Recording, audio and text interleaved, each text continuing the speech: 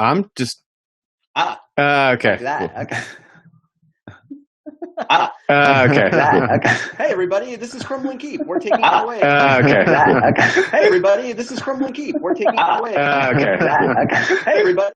All right. So, my name is James, and I am one half of the Crumbling Keep, and below me is. I'm Brad, and I'm the other half.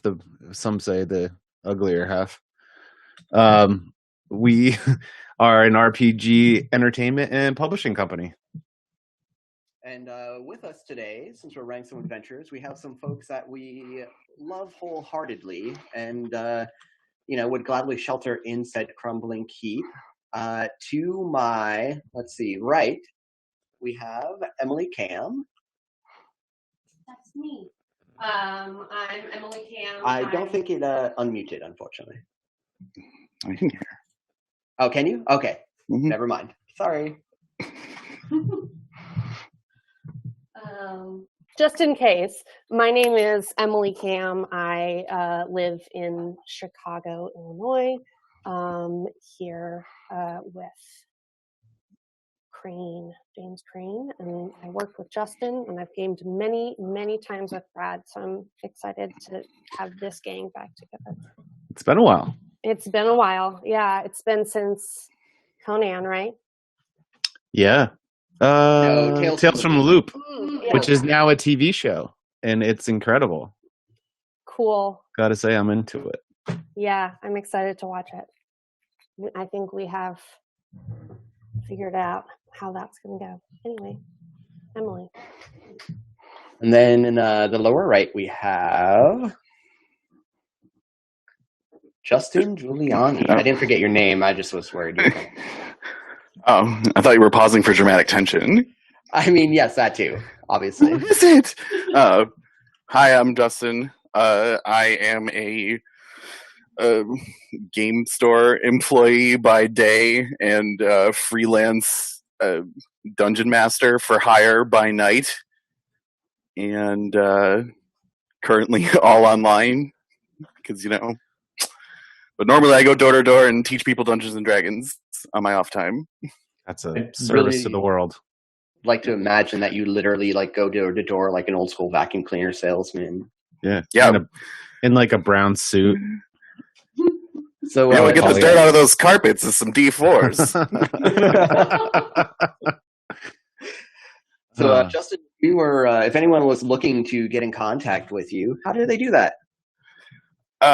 They can email me at you can go to my website. It's justinsandragons.com, and it should have my email address listed. justinsandragon.com. That's so good. And dragons, plural. Dragons, rather, Justins plural. and Dragons, yeah. There you go. You can find all my contact information there. We can play D&D. Rad. So, Crumbling Keep. Who are we? What do we do? Well, we do a lot of things. So you can find a lot of our releases on our website at crumblingkeep.com. And if you search Crumbling Keep on most any social media site, you're going to be able to find us and see the type of things we do. The big things we're releasing right now are we have our Balsams and Balms collection. So every week we publish 2 new herbs to use with D&D 5e. Get that herbalism kit a little bit of a workout. We have our random encounters, and the idea behind those are, I like random encounters. I know a lot of people don't like random encounters because they feel like, it takes away from the story of the game. One of the reasons I like them personally is because I like the idea that the DM has to roll with the randomness of the dice rolls and what happens as much as the players. And I like the challenge of integrating them into the story and making it whole. But in any case, one thing I don't really like is the random encounter being, here's 1d4 kobolds. Great. What are they doing? Why are they there? So that's the type of random encounters we're making. Random encounters with a little bit of story. And they're not all combat. There's a lot of different things. Weather, weird herb findings, strange NPCs out in the woods, the fun stuff. So we have a lot of those. And what we're going to be focusing on tonight is our Tinderbox Adventures. So a Tinderbox adventure, James. Well, let me tell you, Brad. So they're one-page adventures, but they're a little more than that. They have a little something that you're not going to find with most adventures, and that's the tinderbox aspect of it. So every tinderbox adventure starts out with some questions. And the questions are for one of the players. By answering the questions, the players both give their PCs a little bit of backstory and tie them more closely to the adventure. So I'm going to attempt to do a little screen share here so we can look at one of these. Doot, doot, doot, doot, doot, doot, doot, doot.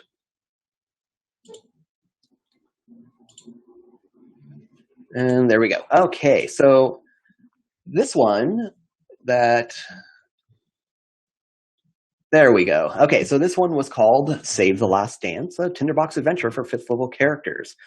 So this is the type of thing I'm talking about, in that you can see toward the left a little bit down the PC question. So it starts with a kind of introduction.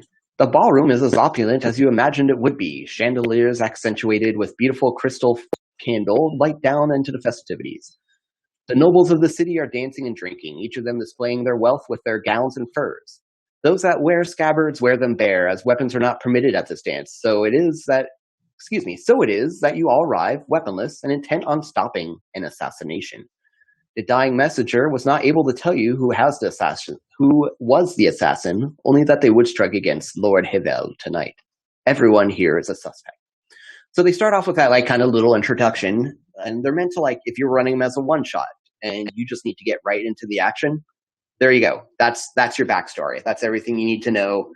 I like the idea that they throw the characters often right into the action. Now, you can use them in longer running campaigns as filler or to put between other quests. And so if the flavor text doesn't work for you, axe it. They're meant to be taken apart and used what you want to use from them. But if you're looking to just dive into a game, there you go. That's your in. And so after that, it starts with questions for either one PC or multiple PCs. So this one in particular is not a murder mystery. It's a figuring out who the assassin is. And so it starts off with questions for the PCs that are going to really determine some important things during the course of the adventure. So it's this kind of meta thing where the PCs, or the players really, are answering things out of character that are going to set things up for their characters and for the adventures. So in this one in particular, no one's allowed to bring weapons to this thing, right? Who managed to hide a weapon here before the ball? What is it and where is it? So that's exciting. One of the players gets to be like, oh yeah, I totally hid my longsword in the potted plant by the door. And so that's going to come into play later. Eventually, they're going to want to go for that weapon, and they know where it is. They're going to be keeping their eyes on that the entire game. Question number 2. There's a large, burly man that keeps staring at you from a corner where he drinks his wine. Who is he, and where do you know him from? So this guy is... Who knows who he is? Well, the player's going to figure that out. He's a wild card, right? So if the players have a backstory they want to work that into, awesome. I mean, it seems like it should be easy to throw this large burly man in there. Is he a friend? Maybe. Is he a foe? Probably more likely. Is he just someone that you saw at a shop the other day? I mean, that's really up to the PC. Who hid something, not a weapon, in the table's floral centerpiece? What is it? And that's your element of chaos. A player could have hid anything there. Is it something useful? Well, I guess that depends on the player. But again, that's likely it's something they're going to be able to use later on. And finally, you didn't tell the other PCs, but you have a little insurance policy. What did you arrange to happen when the bell rings midnight? Decide with your DM. As that could be a rather powerful thing. I didn't want to give the players complete control there. So why do we do that? Multiple reasons. By answering these questions, the PCs are engaged in the game from the get-go. It gives them it gives their characters a reason to be there, and it also just... So I guess part of the reason we started doing these Tinderbox adventures was one day I asked on social media, hey, what is your biggest problem DMing? And so many people are getting the characters and the players to care about the adventure. Yeah, how I often get do you that. create a how often you create an NPC that the characters just walk by because Yeah, they don't right. really care. Yeah. It was going around social media a few months ago. Boblin the Goblin, was that his name? Everyone was talking about. I'm not sure. I'm gonna pretend it was, but yeah. So, and the idea between that was like, oh, I have this big, large, planned out quest over here with all these in-depth NPCs full of intrigue and reason. And oh, who's that goblin over there? Oh, his name's Boblin, and all the players flocked to the goblin instead. And like, I feel like anyone who's ran a game has had this happen. Right. Justin, do you want to relive any Jerry Swigham's memories right now? I mean, that's one right there. Is Jerry Swiggum. So in a game that myself, Crane, and Emily all played in together with a bunch of the other staff at the game store we all used to work at. One day we came across this random degenerate NPC just in some random alleyway in some random thing, and the DM was just like, "Somebody name him." Just threw it out there, and the name Jerry Swiggins got thrown out, and everybody at the table instantly fell in love with the name Jerry Swiggins, and he our man about town. Yep. We loved Jerry Swiggums and managed to bring him up at opportunities that had very little to do with this NPC that no one expected. Yeah, and he became this like in-depth connected character that had to like have all this backstory and stuff, and literally every time we tried to interact with him there was this eye roll from our DM that was just like, okay guys, go do the story though. So, and to be fair, that story was pretty gripping, and we did eventually get around to it. But Jerry Swiggins was a thing. But Tinderbox Adventures were an answer to that, and I think one of the biggest reasons players don't go along with the story, aside from being like agents of chaos and having the attention span of like rabid squirrels, is like a lot of times the DMs write adventures like they're writing a novel. Right? They have this grand story in line of like, here's how it's going to start. Here's what's going to be in the middle. Here's what's going to be in the end. And they don't take into account the biggest part of any story, and that's the characters in it. Right? How are the characters tied to this story? So that's what those PC questions are at the beginning of every Tinderbox adventure. They're the reasons that characters care about the story. They're the reasons they're intertwined with it. Like someone hid a weapon at this ball somewhere. So obviously they've already put in the legwork.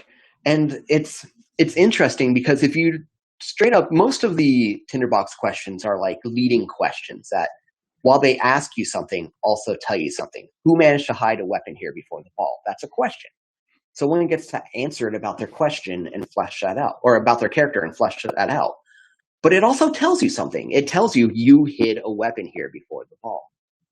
So it's like double duty. While they get an impact on the adventure automatically gets an impact on them as well. So we've been doing this as one-page adventures for a while now, and we have a lot up on our website at crumblingkeep.com. And most of them you can like just run in a single evening. They're meant to pick up and run through and have a good time with it and put it aside afterwards. And again, they make really good filler between adventures and things like that. And there's somewhere I was going to go after that.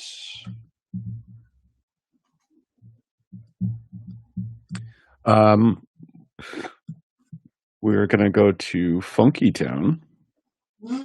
Our newest Tinderbox adventure. Yeah, I guess to make a long story short, that player engagement is the reason for Tinderbox adventures. So they all have like recommended levels at the top. There's one in particular that I recently did that's meant to be a one shot, and once you read through it as a DM, you're like, oh yeah, we don't want anyone to worry about their characters after this. This should be a one and done type of thing.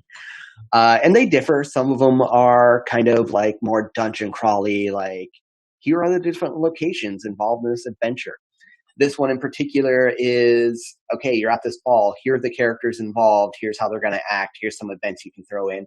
So, some of them are really straightforward and easy to do because you just have to be like, okay, where are you? This is what's happening there. And other ones are more like, this is a toolbox. You're going to need to figure some out. So, some of them are great for beginning games. Some of them, like, if you have your chops, they're going to work out great for you because you can juggle that information, but you don't have to come up with that information yourself. They're more of a guideline, right? It's kind of like an outline.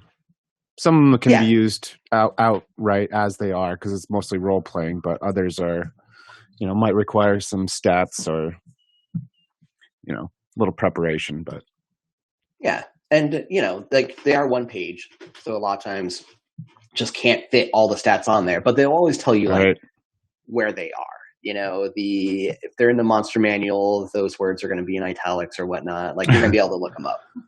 You do a lot of work to format those onto one page. Yeah, I got to give you a lot of credit for that. The hardest part is, especially some of them, I'm like, oh, this is such a great idea. I could just keep going. And I'm like, no, dude, you can't. That chase scene you had in mind, got to cut that chase scene because it's not going to fit. Who doesn't like a good chase? So, hey, folks in the chat, you got any questions at all about these, about process or anything else? I'd be happy to talk about throw them out there. How we go about making them, inspiration and whatnot, how you can make your own, if that'd be useful to anybody. How did you come up with the name Tinderbox? Well, Brad,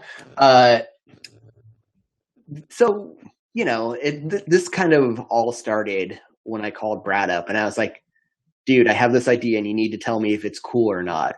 Actually, I ran it by Emily first. I'm like, Emily, I have this idea as I'm sitting on the couch. I need you to, like, if you were a player, would this be cool? Or would this be like, would you feel like it was taking agency away from your character? Is this good enough to bother Brad? That's what you ask me.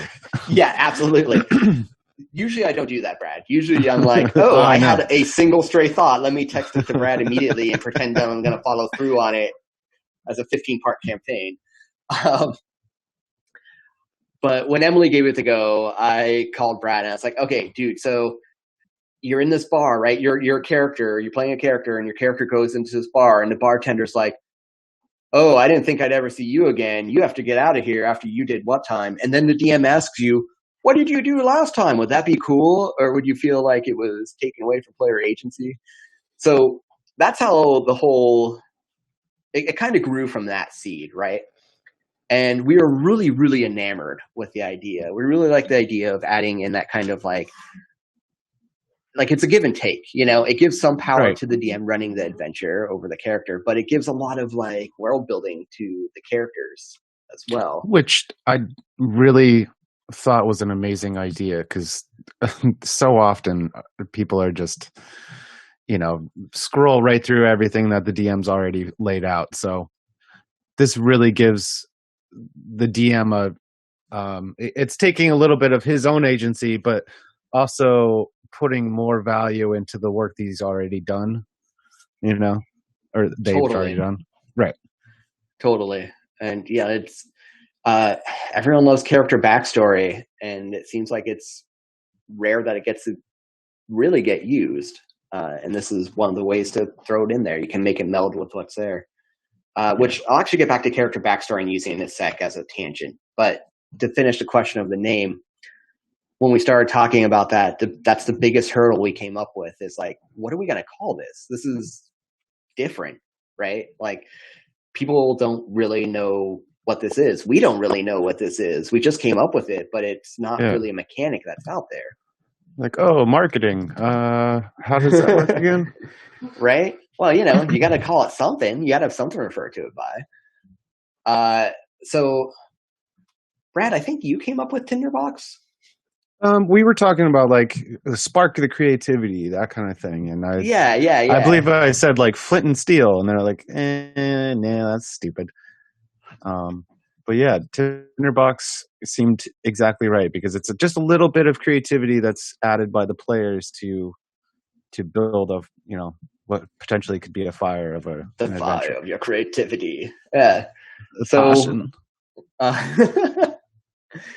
and that's how we came up with Tinderbox Adventures and also Tinderbox NPCs. That's another thing we have a lot of on our site.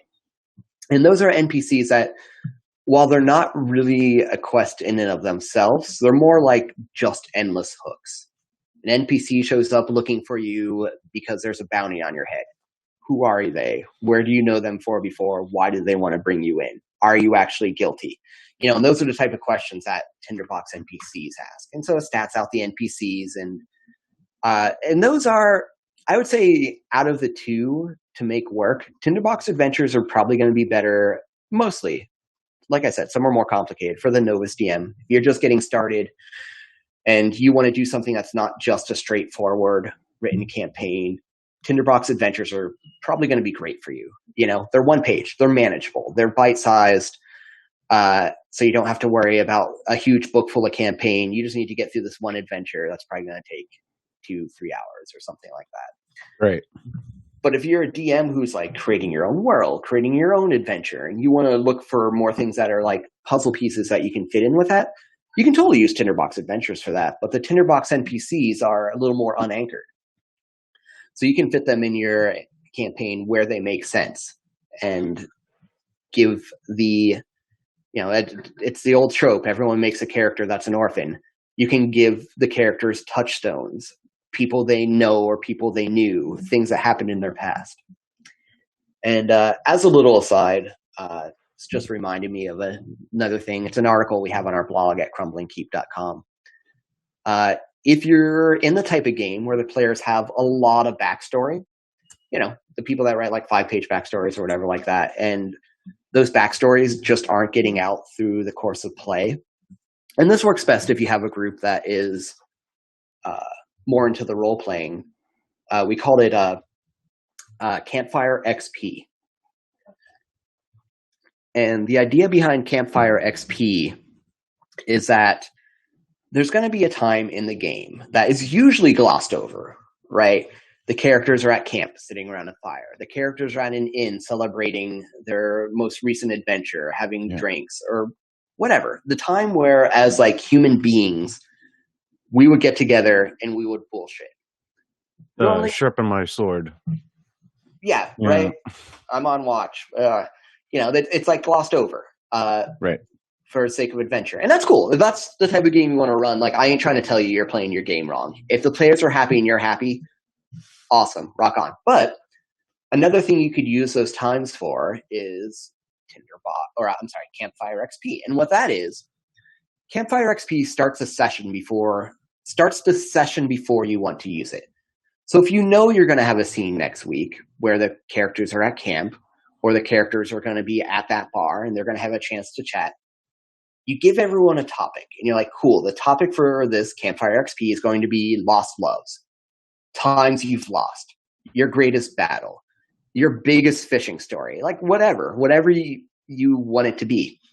So that gives the characters, or rather the players, downtime between this session and the next to think about that topic and how it matters to their character and what their character wants to say about it. So when you get to that scene where they're around the campfire, everyone has a chance to tell their story. And this is a great way to get some of that backstory out and get it out there into the campaign world, get it out there to the other PCs, you know? But yeah, that's kind of an aside, but also a thing that I really enjoy. And it's another way to get those players engaged in the game. So, all that said, it doesn't look like we're getting a lot of questions or anything, so everyone seems kind of cool on that end. How about I figure out how to stop sharing my screen, and Nobody wants we it. play some Dungeons and Dragons. Awesome. There we go. Stop share. Here we are. So, that was all set up to let you know that we are playing through a Tinderbox adventure tonight. And I know that the schedule said we are going to be going through Unmarked Graves, so I will take just a moment to talk about that. Unmarked Graves is the next full-scale adventure that Crumbling Keep is going to be putting out. It's in the playtesting phase right now. It takes the idea of these tinderbox adventures, which are usually one page, and takes it into like a full-scale adventure. The first playtest I did of it was 4 sessions before the players got through it, and there's a lot of places in it they didn't go. But it starts out with tinderbox questions that are going to come up in the adventure later. And it's really interesting to see how the players interact with that when it gives them secret information that they get to provide at just the right moment during the adventure. It's also a murder mystery, which I have a little bit of a fixation on. You know, I've played it, like, not tons, but a decent amount of Call of Cthulhu. And I've always really liked that vibe of sometimes it's not about killing the monster, it's about figuring out who the monster is. So Unmarked Graves is in that vein. It has some great lore to it, some great encounters, and a whole lot of fun NPCs to question. But that said, if you're interested in that, check us out at crumblingkeep.com. You can sign up for our mailing list there. Search for Crumbling Keep on any of your social media platforms to follow us. And as more information is available, we will dole it out. So tonight, we are going to be playing a little tinderbox adventure called Forgotten Gods, a tinderbox adventure for 4th to 6th level characters. So, let's talk about characters. I'm going to be the dungeon master tonight. What's everyone playing? I'm Brad, as I said before, and I'll be playing a level 5 forest gnome illusionist named Phineas Finkelfaden. He is a merry old guy, talks incessantly, even in his sleep. He has several animal companions, one of them being his actual familiar, named Skella. She's like a 250-pound hog. Very sweet. That's also his mount on occasion because he's only 2 feet tall. He also has a squirrel that accompanies him everywhere he goes, usually on his shoulder. What was the squirrel's name? Either way, yeah, he has got 3 newts, Inky, Winky, and Stinky. And they usually like burrow into his beard and such. And Hamlet. The squirrel's name is Hamlet. And he's got a woodpecker that lives in this wooden hat that he has on his head. He's a wood carver. He got this really light wood and made a big hat out of it. He's got other stuff, hidden in there. There's actually little drawers in the hat. And that is Fink, as they call him. We kind of have a Crumbling Keep tradition of ridiculous gnome names that I absolutely love. I think it started with Middle Dink Fistlefuzz, which was one of my favorites. But my favorite so far that started in I can't say it without laughing. My favorite so far that started in a random encounter was Fendeldown Turtlipper. Turtlipper, yep. Sorry, every time I say Turtlipper, I can't. It's just anyway. Thanks for indulging me, y'all. Can I say a gnome name that I had in one of my games too? Oh God, please. Sure. Yeah. It was Rumbledump Bandersnitch. Nice.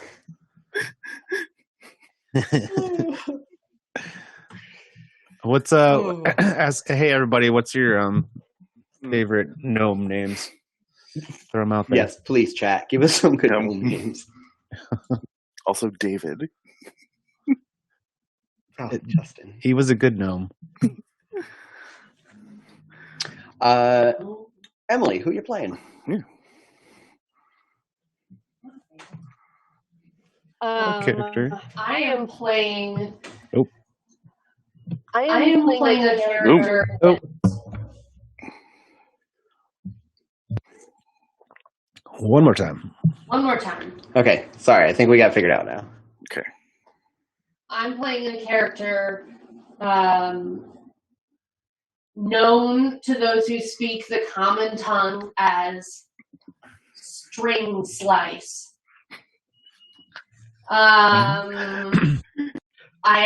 am a bird cursed to wander this earth, and I came along with this creature, the gnome, hoping that I could get some magic from him.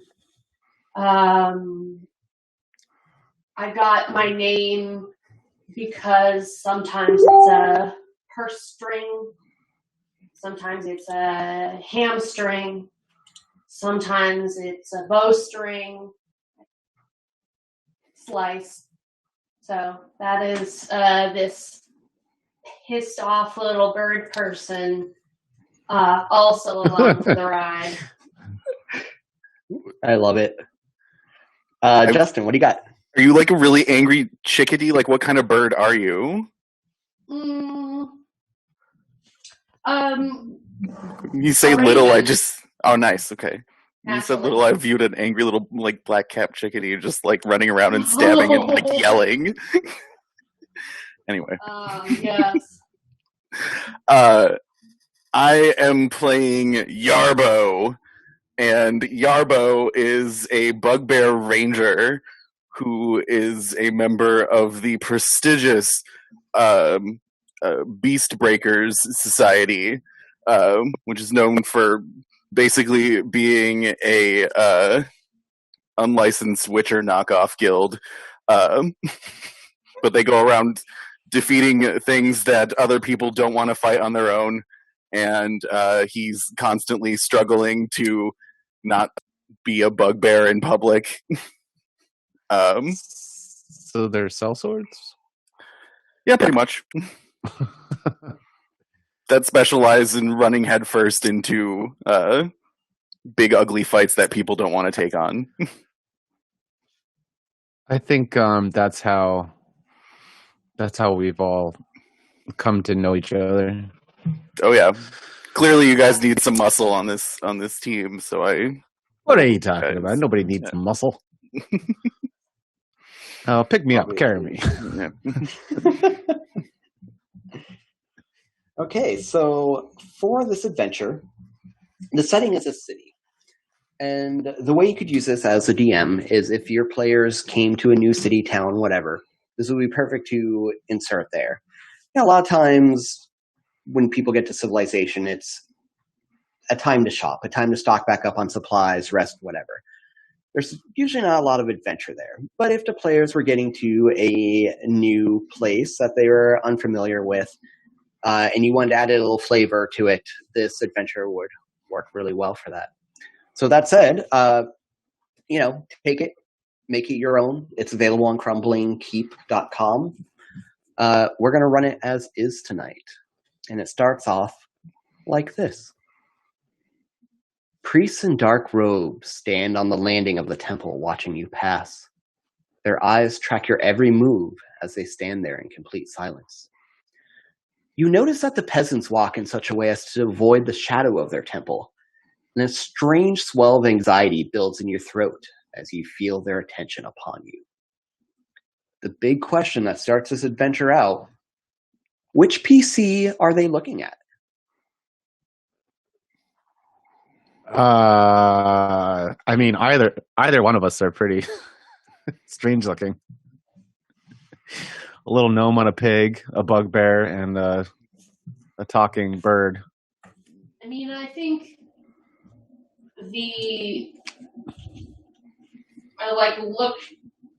strings like looking at Yarbo, because let's face it, we're weird, but we're small.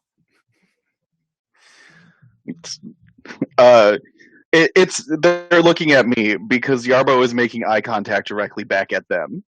As he does awkwardly with everyone in town. He walks in and tries to make eye contact. It's supposed to be a way of showing that you're willing to talk to people, from what you heard. Right. It just comes off as intimidating. Yeah. I love it. Yeah. Yarbo Right. has a charisma of 9, so I'm viewing that as he's not trying to be intimidating, but always comes off as it. Nice. Well, Yarbo don't know how to act right. It happens. Yeah. All right. So I got some questions for Yarbo based on, since they're looking at you. And these are so that's a lot of the Tinderbox adventures will start by singling out a single character, which, might seem a little unfair, but the next Tinderbox adventure will just single out another one. So this one, the questions are going to be all you from here on out, Yarbo. There's a strange relic. Yarbo concurs. There's a strange relic on your person that is not yours. What is it?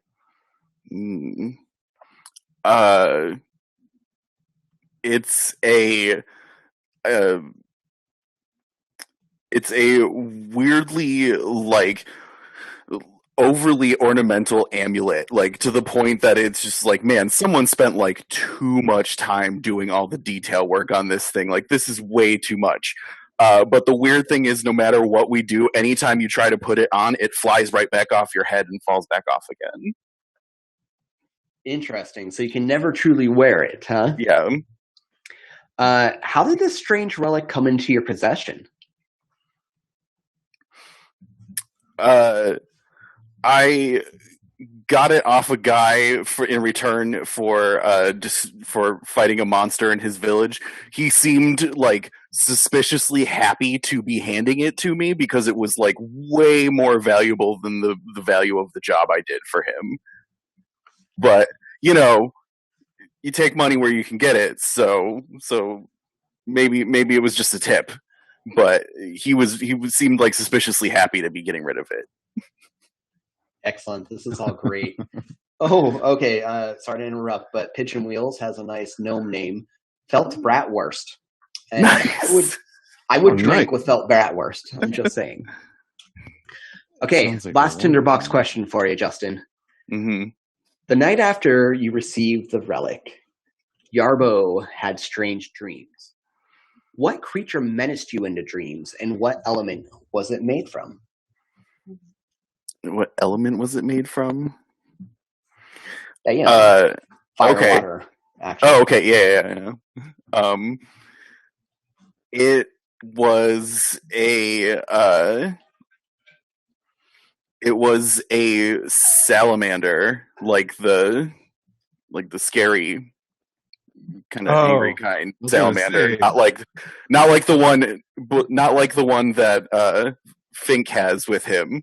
Not like a fancy newt. No, but maybe I thought it was at first, but then it grew into this big scary one. You know what? We're going to say basilisk instead to keep it on the lizard theme. However, it was a basilisk that was made out of pure ice.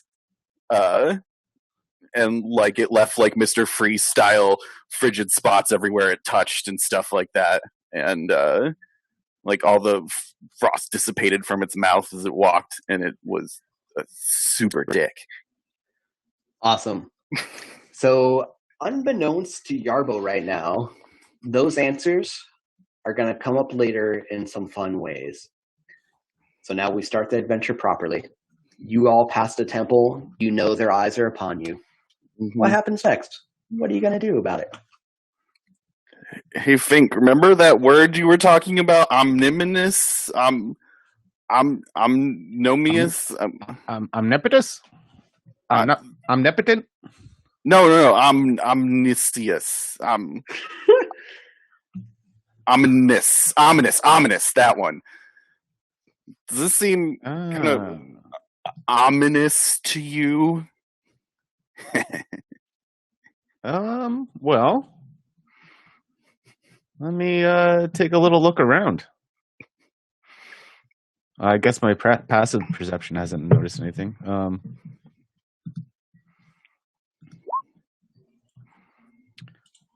Oh, too bad I didn't have a advantage on that.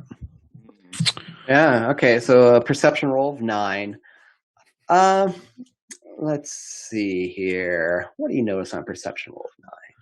So they're standing up on a landing before there's an entranceway into the temple, but they're standing up on the landing. They are strangely silent. You notice they're not talking to each other at all. And you definitely, let's go back to the people avoiding the shadow of this temple. I think that might be the big thing you notice, is that folks seem not to like this place. Can I grab a townsfolk, like, to just ask a nice question, but like, hey, and pull someone over? Again, sorry. Oh, What? Why is everyone avoiding that place? Roll me a d6. Okay. 2. 2. It's an evil place. Oh, it's old too. It existed before the town did. They're out today. The acolytes are rarely seen, thank the gods. Why don't you touch the shadows? Oh, if it crosses you, you'll be dead within a day. No way. I'm not going to test it out, buddy. A simple shadow? They're evil, I tell you. Dark things dwell in there. And the bird perched next to the wizard says in his voice, "Preposterous."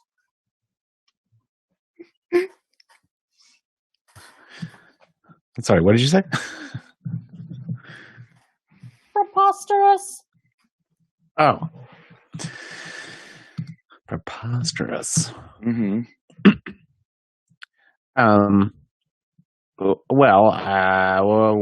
So you're saying nobody's ever gone in there? Well, no, but sure, there's darkness inside. Who would brave such a thing?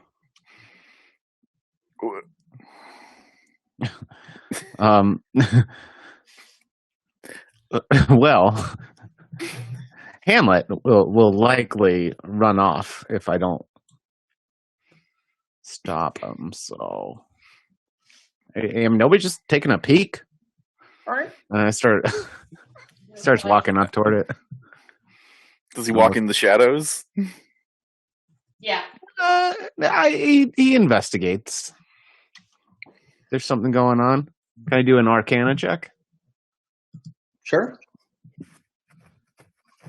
Let me see here. He gets out a couple of material, throws like a powder on there, see if that works. Testing out the waters. He just literally gets a stick and pokes at the shadow. And that's how Arcana works. If there's a passerby watching what we're doing, I'm like, he's the best at what he does. Right. All right, so you got. I had advantage on that, right? Yeah. I don't know that you did for any reason, but I like your go get 'em attitude. Inspiration? Have you gained inspiration? No. So that's going to be a 12 with our Arcana roll. Yeah, just a heads up, y'all. They can't see our dice rolls. They can see our faces right. or the So dice I should. rolls. So right. Yeah. So 12 with Arcana. You don't see anything arcane happening here. There's no runes scratched into anything. The shadows don't seem to move with a life of their own. You're wondering how much of this temple's reputation, that's what I'm looking for, reputation is earned and how much of it is just people are scared of things they don't know. Right. So while I'm up there, I next to the shadows and testing it out, I pull out a little pinch of fleece that's like tucked away in my robes, in a pouch, and pull it out and put it in my fingers and do a little somatic gesture and cast my minor illusion cantrip. And all of a sudden, the shadows like take actual form and starts like leaping out at the townsperson. Panic starts to hit the street as what few townspeople were walking nearby start running away. Most of them were avoiding the street altogether, especially since there were actually acolytes out on the landing there. So there's not like a huge crowd, but what crowd there is quickly disperses. What's that looking like for Yarbo and String Slice?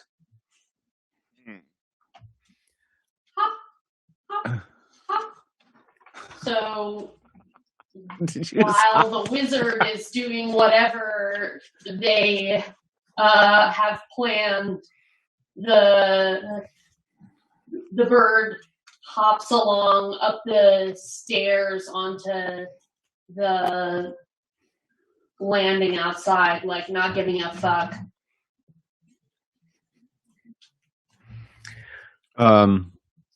Yeah.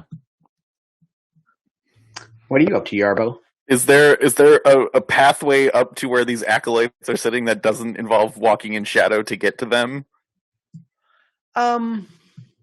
Okay, so the way I'm imagining this landing, right? Wide marble stone steps going up to the landing. I think the landing maybe has a little roof to it. So I think you could, let's say with the angle of the sun, you could go up the steps and a little bit onto the landing before that roof casts a shadow over all of them. Okay. I will get to that point and go march on up there.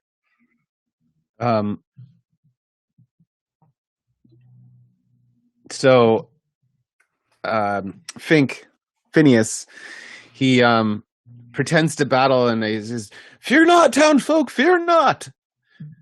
We shall vanquish these evil creatures." And he like pretends to battle it a little bit with his quarterstaff and like, "Oh, get back! And then eventually, with a big flourish, like pretends to cast a spell, and then he dispels the illusion, and the shadow dissipates. "We'll take care of this foul problems for you. Just stay in your homes." And it seems that they're all too happy to listen to you there and obey. Because as you look around, you notice you don't really have much of an audience at this point, as everyone is pretty much fled. Maybe across the street, there's one little shop, and there's a like shopkeeper with like the shutters just slightly open, peering out with like half their face. And that person closes them when you say "stay in your homes." I'm gonna turn to the acolytes once that's over and be like, "Oh, good thing we were here to take care of that. You guys having trouble with anything else?" There's no answer from them. None of them move to speak. You just see one of them turn to the other, nod, and let's roll some initiative. Oh, wow, already? Yeah. I mean...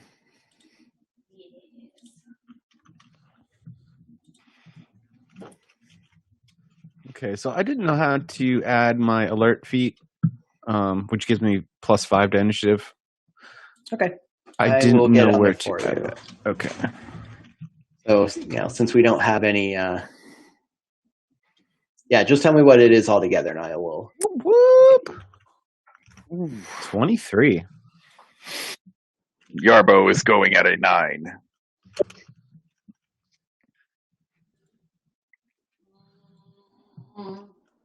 Six.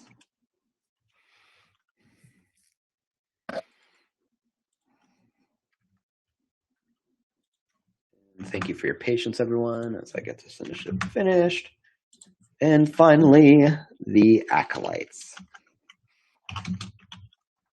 will be going on a 17. Okay, so we're going to theater of the mind this here since we don't really have the means for battle maps and things at the moment. So Phineas, you are down the bottom of the stairs. You have just finished swinging your quarterstaff at the various shadows that are, that were swarming around this place as you made them do so. What are you up to?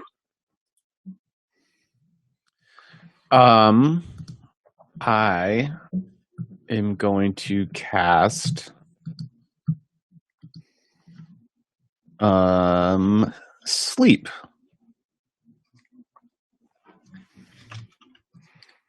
All right, give me or fear. Sleep. Give me some dice rolls on that.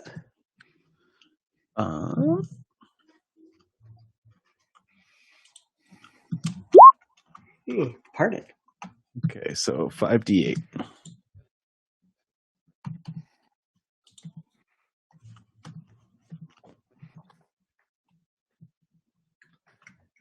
All right, so 24 hit points worth of creatures. Oh, my spell DC is 16. Spell save. Okay. Sleep, they don't have a save for, so you're good there. It is all just based on those hit points. Okay, so it starts with the creature that has the lowest current hit points. So tell me what it looks like for you casting that spell.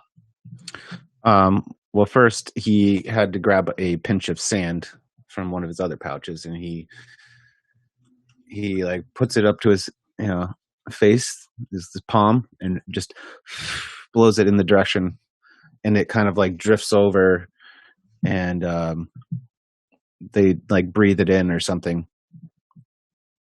Cool. And they just drift off. So there's 3 of them, right? And after they nodded, they all kind of picked up like cudgel club looking things, and they took like a step toward you. And I think that Yarbo and String Slice, as you're standing on the landing as the front lines of this thing, you feel a soft breeze at your back, and you notice, you've seen this before, so this doesn't surprise you, just swirling sand in small grains carried on this breeze moves past you and swirls around the acolytes for just a moment. And all 3 of them falter and kind of waver for a moment. One of them like drags their club cudgel on the ground and then slumps in a pile. The other one looks like they go to scream. Not a single sound comes out of their mouth before they do as well. It just turns into a yawn. It's noiseless. It's absolutely noiseless. Oh, nice. Okay. And the third one kind of like collapses and puts a hand on their knee, and then slowly like drags themselves back up with cudgel in hand. And a cudgel or cudgel? Which one's the club? The cudgel. Cudgel. Really? Oh man, I've been calling that cudgel for like. We thought you knew. We've just been letting you say it.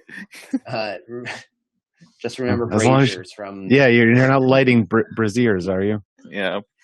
So the first season of our podcast, available on your favorite podcast app at Dials of Samsaris, or you can just search for Crumbling Keep. It'll also come up. There was a magical brazier, and it was one of those words that I had read long before I had ever heard. So it was just, this part of the podcast was just me and one other person. And when I said brazier, not knowing any better, they didn't want to correct me. So I spent episodes, it's recorded, you can hear it, just calling this brazier a brazier, burning things in it. So there was just a fiery bra that put some things in both cups and just let it go. I really thought about re-editing all of the episodes and just, doing a, and then you light the fiery brazier. And, But anyway, So the acolytes are actually up next. And so the one that is still awake is going to return the favor. All right, so I am going to have, I think they know magic when they see it, and so they're going to worry about the wizard of the group here. Brad, I'm going to have you make a dexterity saving throw.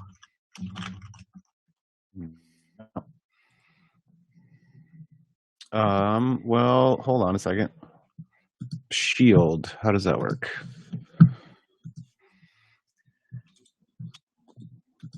All right, I'll make the dex save. Core. Dex save. Yeah, shield would only help you with AC and not saving throws anyway, so you're good. Okay. That's going to pass the dexterity save. So they reach their hand out towards you and then close it into a fist. And as you feel the ground heat up below you and burst into flames, how do you avoid it? Wait, what? The ground below you heats up and is bursting into flames, but you made your dex save, so you're avoiding it. What does that look like? Yikes. Skella actually grabs his, the back of his breeches and pulls him out of the way. So you half stumble out of this way, pulled by your pig, as a circle of flame bursts from the ground right where you were standing. Oh, Skella! Good girl. So that's going to take us to Yarbo.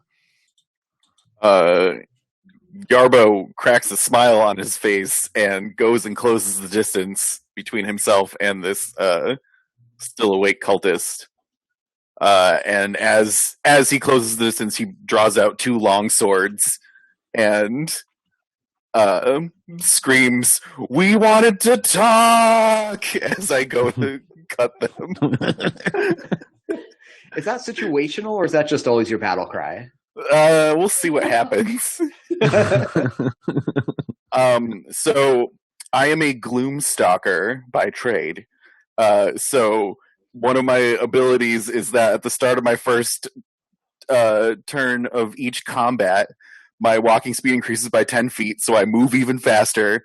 It lasts till the end of that turn, and if I take the attack action, which I'm doing, I can make an additional weapon attack that deals an extra D8 damage. So I get like 4 attacks on this guy if he survives all of them. We'll find out. Ready? Here we go. Where is it?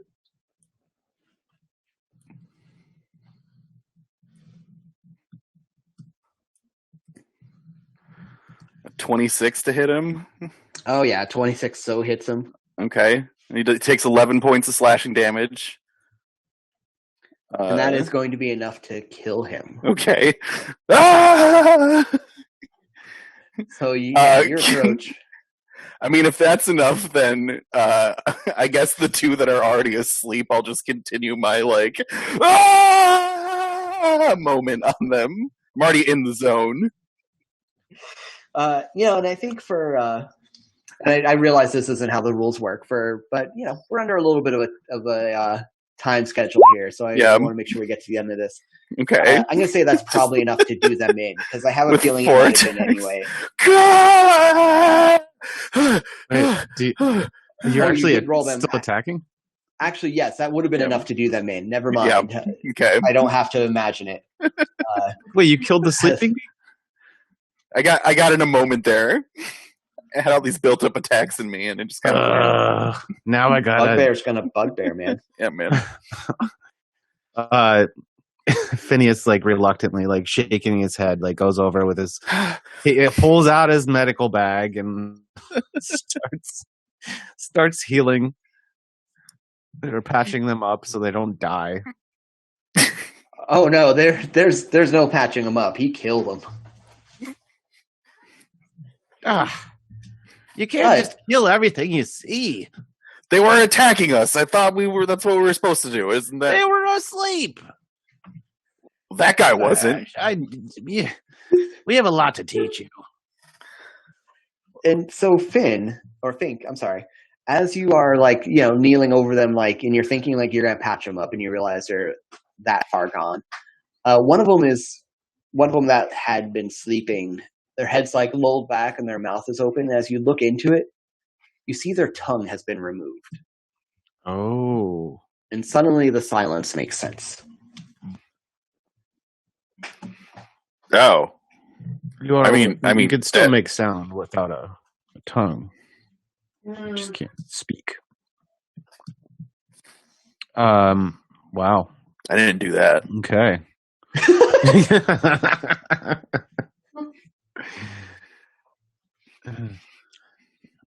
All right. Well, let's see what's inside here. And he like makes his way up. The Yoda, like, he pretends to be really old and feeble, and he makes his way slowly up the steps. Even though he's rather quick. Are the doors closed? Were these guys just like guarding the door? The doors are closed at current.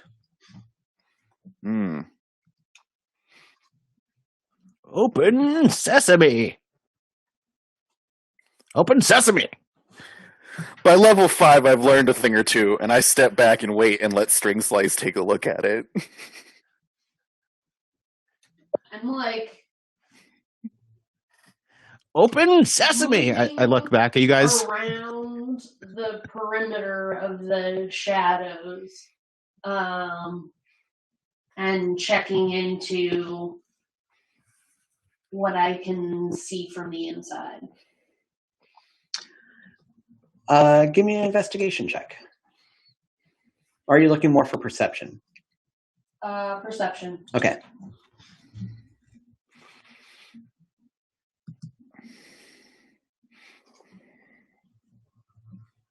Um, 13. 13 on perception. Okay, so the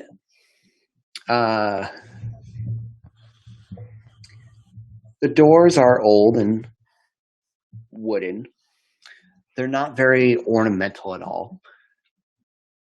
It seems like they are the only way into this temple. As you're going around the shadows and kind of looking around, one thing you don't see at all are any windows. It seems like they don't want any light getting in here. The stones beneath your feet are tarnished with the grime of what you imagine to be centuries. But you don't see anything out of the ordinary. There's nothing really noticeable about what you find with that.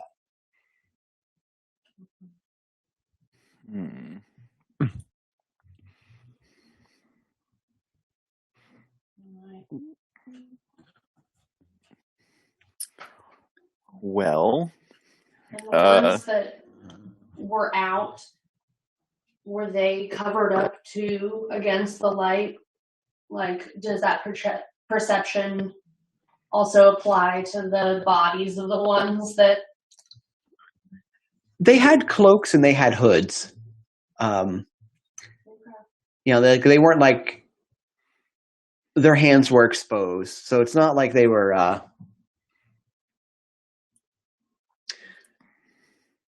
it doesn't... You're not getting the impression that, like, if sunlight touched them, they would suddenly disintegrate or anything like that. Mm-hmm. They just like to avoid it. Yeah, definitely more that. Can I do a thorough investigation of the doors? Sure. Ooh, 19. What does your investigation of the doors look like?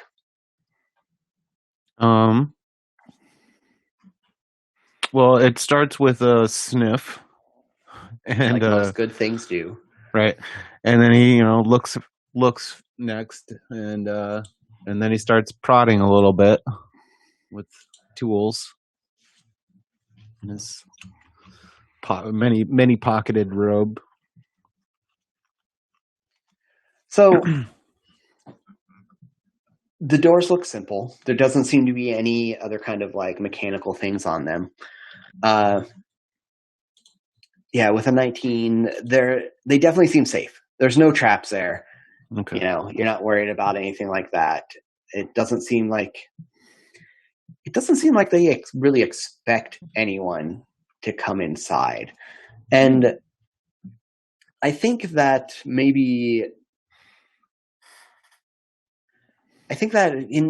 this isn't maybe necessarily the result of investigation, but I think like maybe you realize that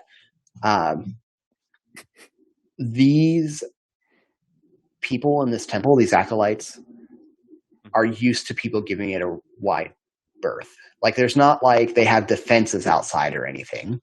And obviously from the way you went through these fools, it's not like they were there to be guards. If they were the guards, there's a problem here. So I think maybe like there's a reputation that leaves this place generally untouched by the general populace, and you have started to do something to perhaps dispel that. So yeah, by investigating the doors, you realize like even if these doors, and they're not locked, you realize that, but even if they were, they look like they could be easily battered down. This is not a stronghold. Okay. Push So the door that said, open. yeah, the door will totally open. Are you all gonna Open sesame? And I- look over at Yarbo. Reach over the gnome and like poke the door open. Cree with my strength. Yeah. And I pretend like I'm doing it by power. I go best at what he does. All right, so it opens up into a room that's about like 45 feet across by 30 feet depth-wise. There are two statues of inhuman monstrosities lining the back wall, depicting some dark gods of old that have thankfully been long forgotten by most. There is a large grate inset into the floor. Two more acolytes are in this room, as well as one of them holds a leash, and at the other end of the leash is a dretched. Oh. Is there light in here? There are some candles burning, but it is dim. Like there is just enough to see by. So Okay. you Well, can you did gather from mention that. What's that? I was just about to cast the light spell. Is Yarbo wearing any type of headgear? I have dark vision. I don't need light. Oh, I do too. But I will reach over and touch String Slice on the head and cast a quick spell, and your eyes adjust really quickly, and you should have dark vision for the next 8 hours, Cam. I think I already have dark vision. Do you? Oh, cool. Do Kenku have dark vision? I got it to 60 feet. I'll go grab the book. Be right back.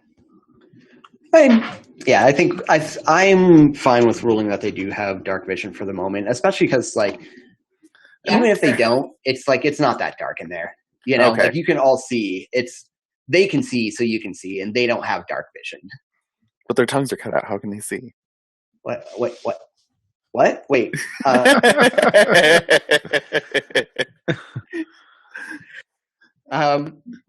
So one of the acolytes, we'll say the acolyte that isn't holding the leash, turns toward the door, and they kind of puff out their chest. They obviously don't say anything to you, but they give you their best ominous gaze, and they point back the direction you came. I mean, that might not be the worst idea.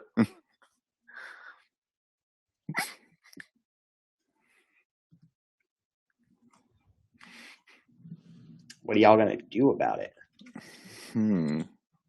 Has the amulet thing been like acting strange since coming near this place or anything? That like mystical object I had earlier?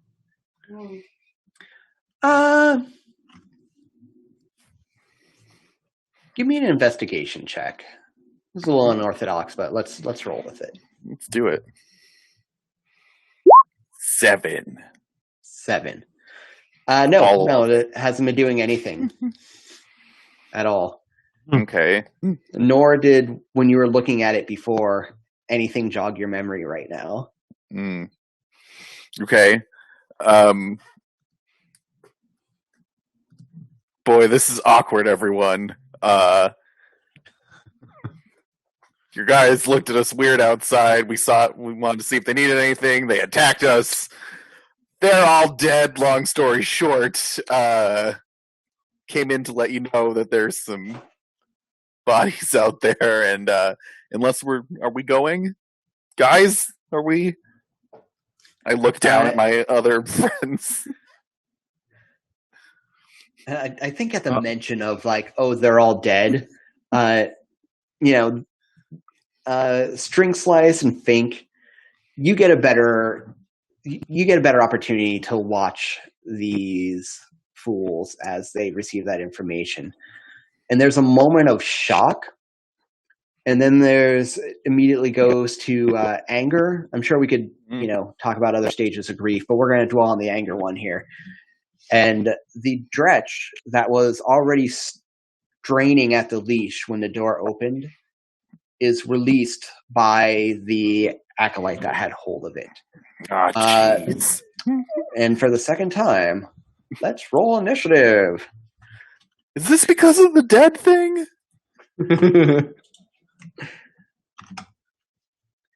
Yeah, I will definitely admit to this Tinderbox adventure being maybe a little more combat heavy than some of the other ones. Yeah. I got a 13.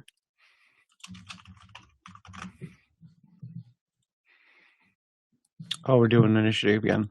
Yeah. Mm-hmm. All right, so Justin, I'm you planning got out my next action. Emily, you got a 6. No, I don't have to change anything. And an 18 for Phineas. Okay, once more, the gnome is up first. I mean, having a Think is going to again grab some little bit of fleece inside of his robe and squishing it in his hand. He starts muttering the prepared words, and he starts gesturing toward one of the torches, and he casts Phantasmal Force. And what that does is craft an illusion that takes root in the mind of a creature that you can see within 60 feet. So I choose the guy, the acolyte. Okay. Yeah.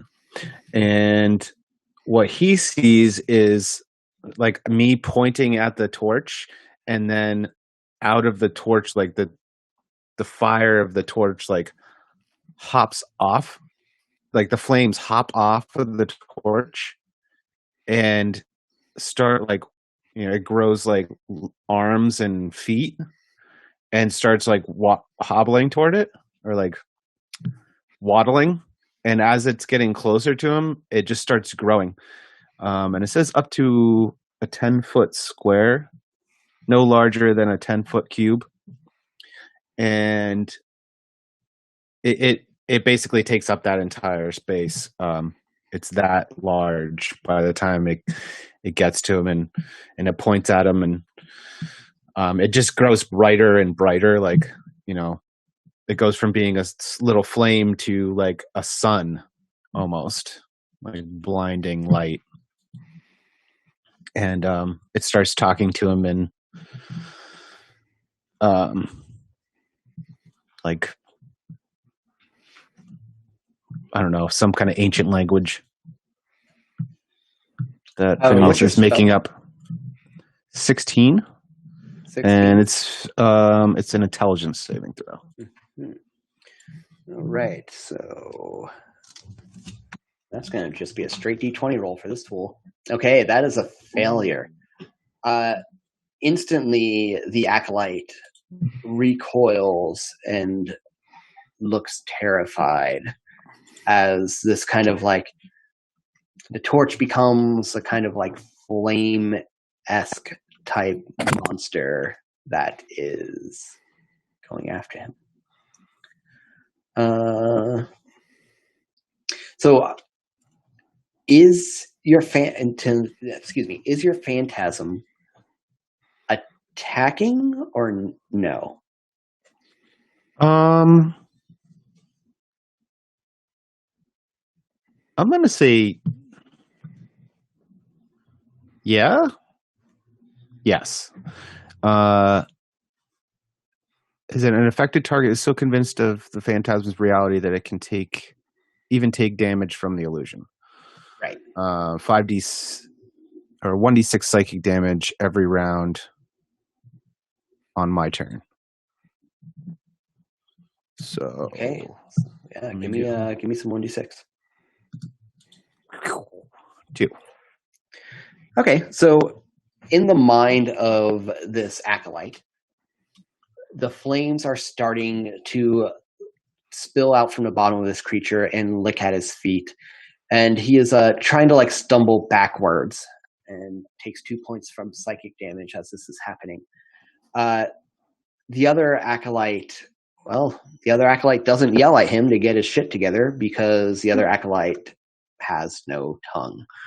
Okay, so Yarbo, you're up next. Oh boy. Yarbo is going to close the distance on the dretch and get to be within 10 feet of it, and then start swinging on it wildly.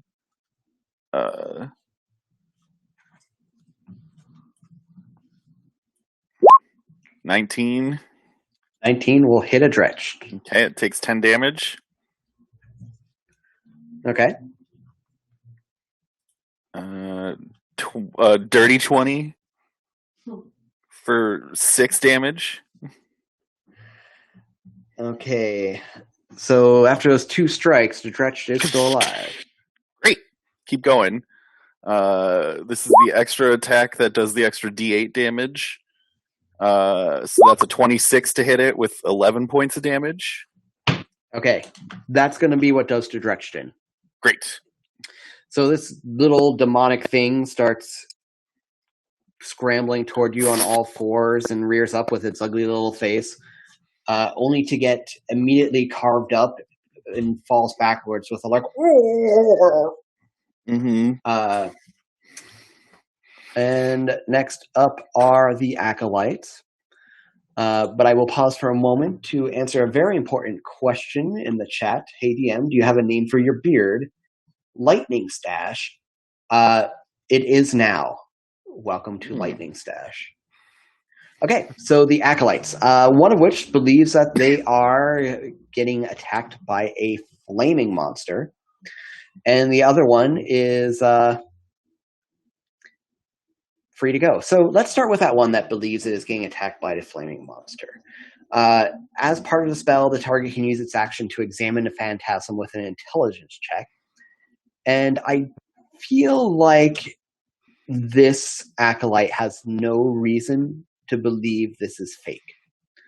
So they're not going to do that.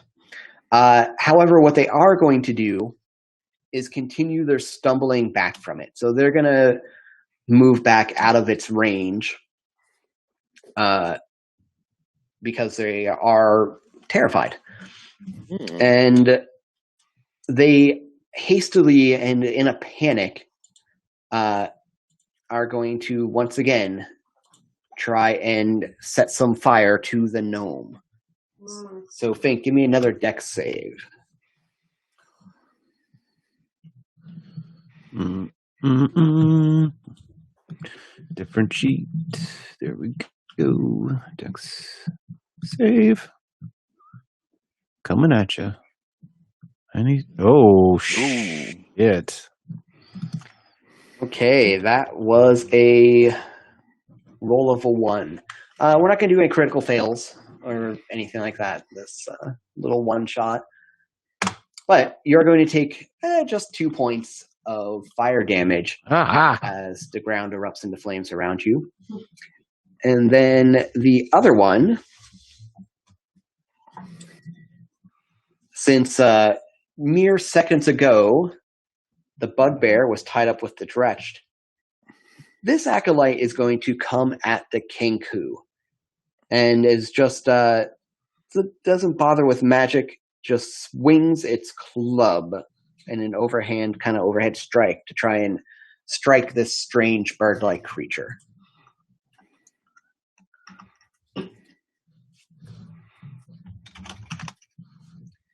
Does an 11 hit String Slice? It does not. AC 14. Okay. So nimbly, String Slice dances out of the way of this. The club isn't exactly the Acolyte's biggest strength, and it is String Slice's turn. String Slice pivots away from the strike that they had given, and then turns back and swipes at the Acolyte with a dagger +1.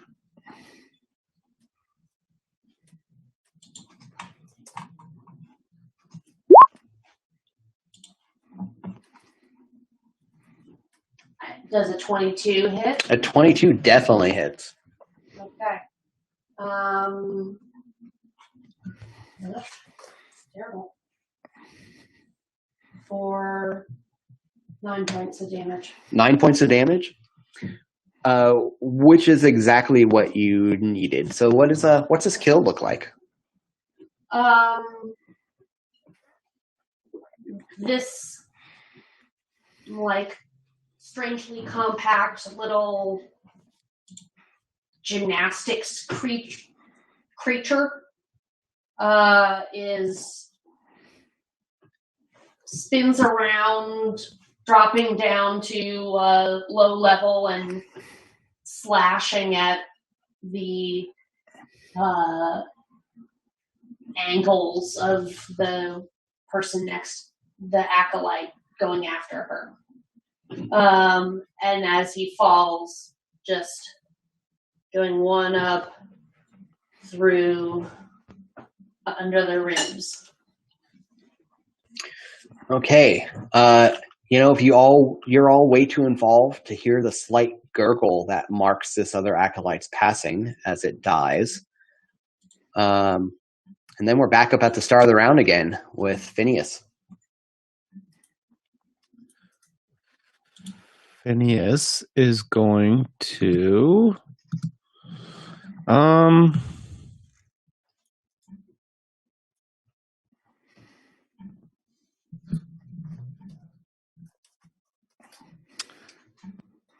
he's going to cast another illusion, a minor illusion, against the guy that thinks the big ball of fire is attacking him. And the direction that he's going, backing away from it, now looks like it's on fire as well.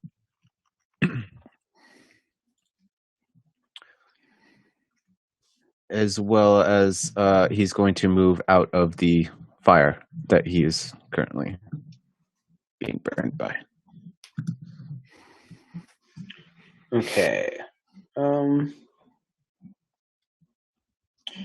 Okay, so I think if nothing else, this stops him from going any further back. What you witness looks like a man with the memory of how to scream. As his mouth opens and there's a forceful exhalation of air, but there's just not the high-pitched keening that seems like should be accompanying it. It's eerie to watch as this acolyte screams in complete silence. Yarbo. He takes 1 damage, by the way. From the Phantasmal Force. Oh, he 1 moved psychic damage. He moved away from that on his last turn. Okay, well, it follows him. I don't think you can actually move Phantasmal Force, friend. No? I think you just got that 10-foot cube. Oh, I see what you're saying. Yeah. Yeah, it's cool, but it's limited in where it can go. All right, Yarbo, what do you got? So we have 1 guy left. Mm-hmm. 1 guy left that is terrified and wounded. Okay. I'm going to hit him with the flat of my blade to do subdual damage to him. Okay. If that's a thing in this. Mm-hmm. Yep. And I crit subdual. Wow. Mama said knock you out. As I mean, Yarbo listens to Mama. You know, we all know that about Yarbo. Yarbo's not one to argue with Mama. You know, this looks less like a longsword strike and more like a baseball bat swing. Okay,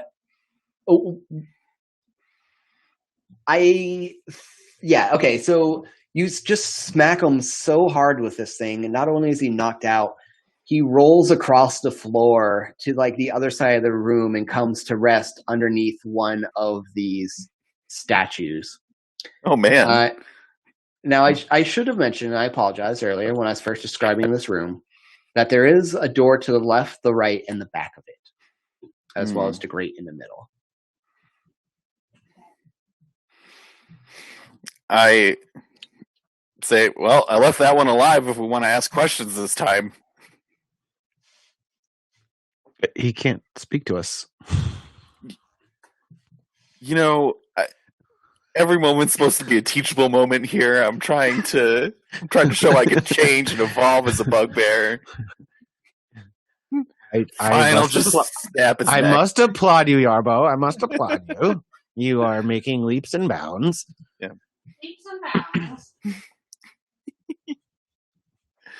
bounds. Maybe Hamlet can check out this grate and see if there's anything down there. I'm also interested in doing that. Okay, so the pig on one side, string slice on the other, checking out this grate. It's Hamlet's a squirrel. Oh, sorry. Hamlet the squirrel is, kind of scritching around the outsides of this thing. And this is like not a necessarily unfamiliar sight, as String Slice is like bent over it and making like quick, jerky, bird-like movements on this grate to check it out. It is locked. I'm gonna try to pick the lock. Yeah. Pardon. All right. Dexterity Thieves Tools check.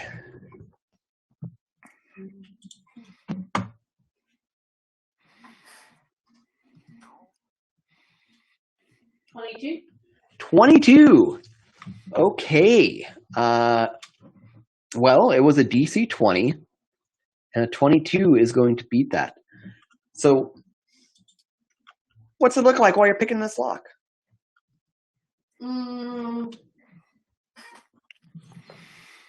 Did you try the smaller one?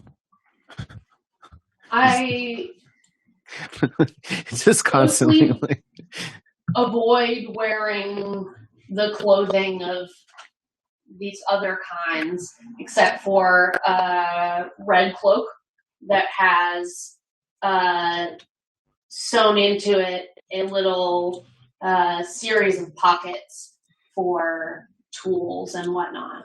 And that's where I go to take care of this flimsy little piece of equipment.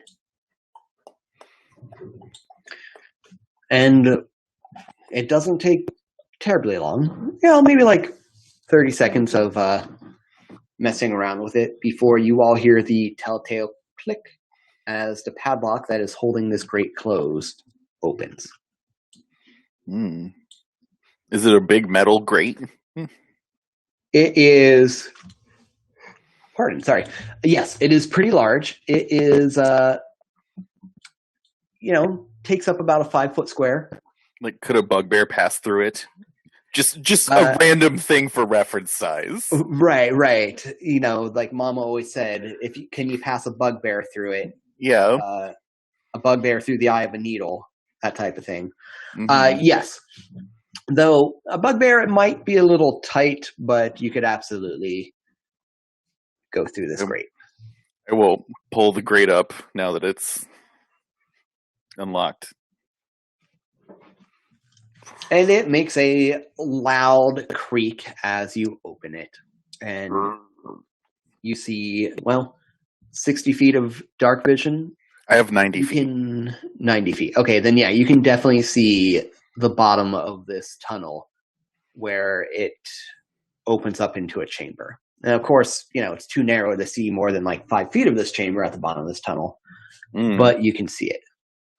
And there's no light down there because dark vision. So there's a chamber down there.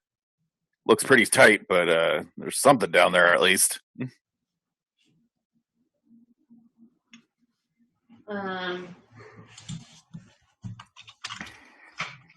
Drop down, not just straight top to bottom, but kind of halfway cling on and listen to hear if there's any sound coming from in the chamber. All right, give me a perception check.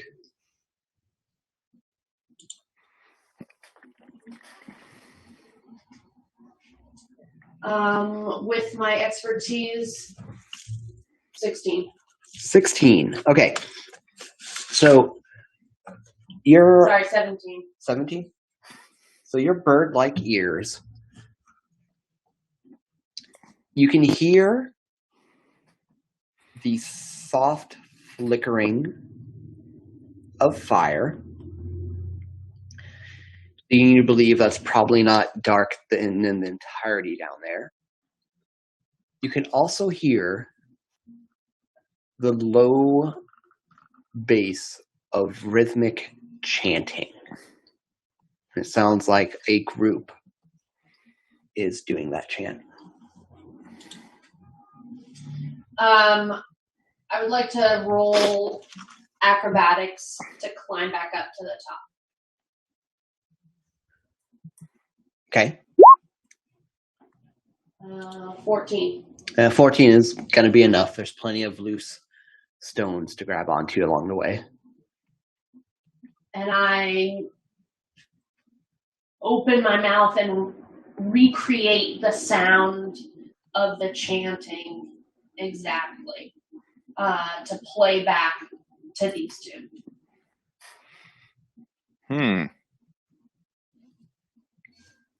Do we recognize?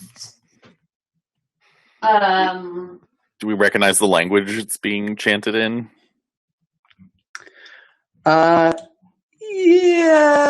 Yes, maybe. What languages do you speak? I speak Common, Elvish, Goblin, and Orc. I have comprehend languages. Huna igna chawa nea. Huna igna chawa nea. Are you casting comprehend languages? I just did. Oh, did you? Oh, damn. Okay. So it is demonic, or we'll say it's abyssal that the chant is being done in. And from what little section you get, it's along your classic lines of, "Oh, watch over us, Dark One. Smite our foolish enemies. We offer you tongues for reasons." Those reasons. Yeah, they're chanting in the abyssal language, and it's a bunch of nonsense. Yeah, what every cleric says to their people, their gods. "Oh, please help us.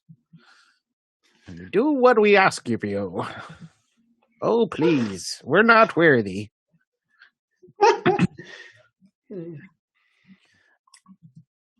Sounds like a bunch of hooey to me.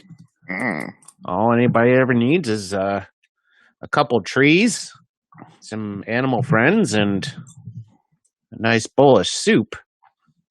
A goat root soup, if I have my preferences. Anyway, what would you guys like to do? Should we go put a stop to this, or well, using my Action Ranger situational awareness, I'm going to use one of my spell slots to use Primeval Awareness. And for 1 minute, I can sense whether any aberrations, celestials, dragons, elementals, fae, fiends, or undead are present within a mile of us. Within a mile, eh? Yeah. Okay, I'm sorry, read the list again. Aberrations, celestials, dragons, elementals, fae, fiends, or undead. There is an elemental. An elemental, you say? Okay. So there's an elemental close, guys. And I mean, did you think of doing this before we came in here? No, I mean, it was kind of a moment with the door and everything, It's right. Yeah, right. Yarbo. Next time. Well, I mean, assumedly there's nobody else left up on this floor because they would have already come and attack us by now since we made so much noise and opened the grate and everything. But let me ask you, if I wrote up a standard operating procedures, would you be able to read it? I know there's a totally different question whether you'd follow it, but can you read it? Wow. So all of a sudden all bugbears can't read? I'll have you know that bugbears are celebrated readers, sir. Oh, well, that's news to me. I open my mouth and reproduce exactly a moment from a couple of weeks ago when Yarbo was saying, that mockingbird. I don't know if that they had to kill it.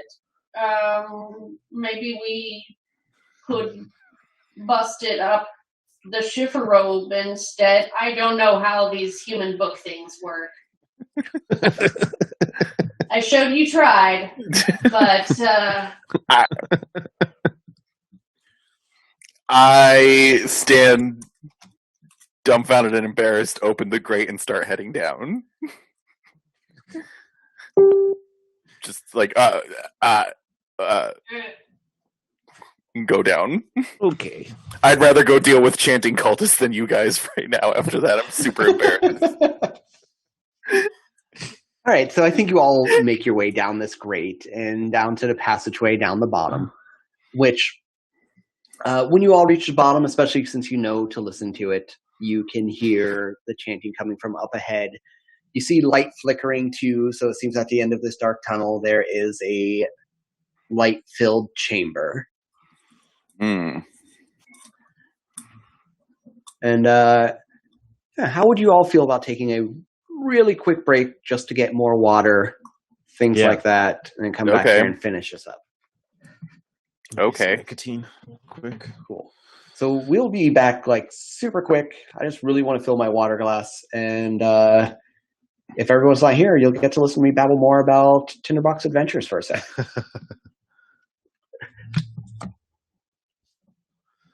All right, we got a mute.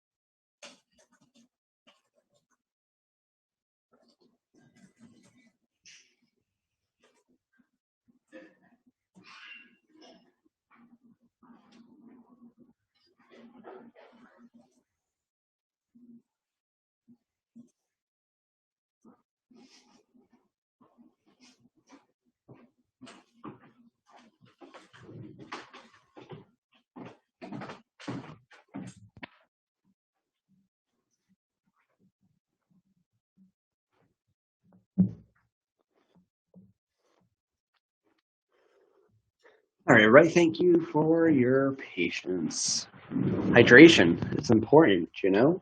I'm gonna adjust my desk a little here.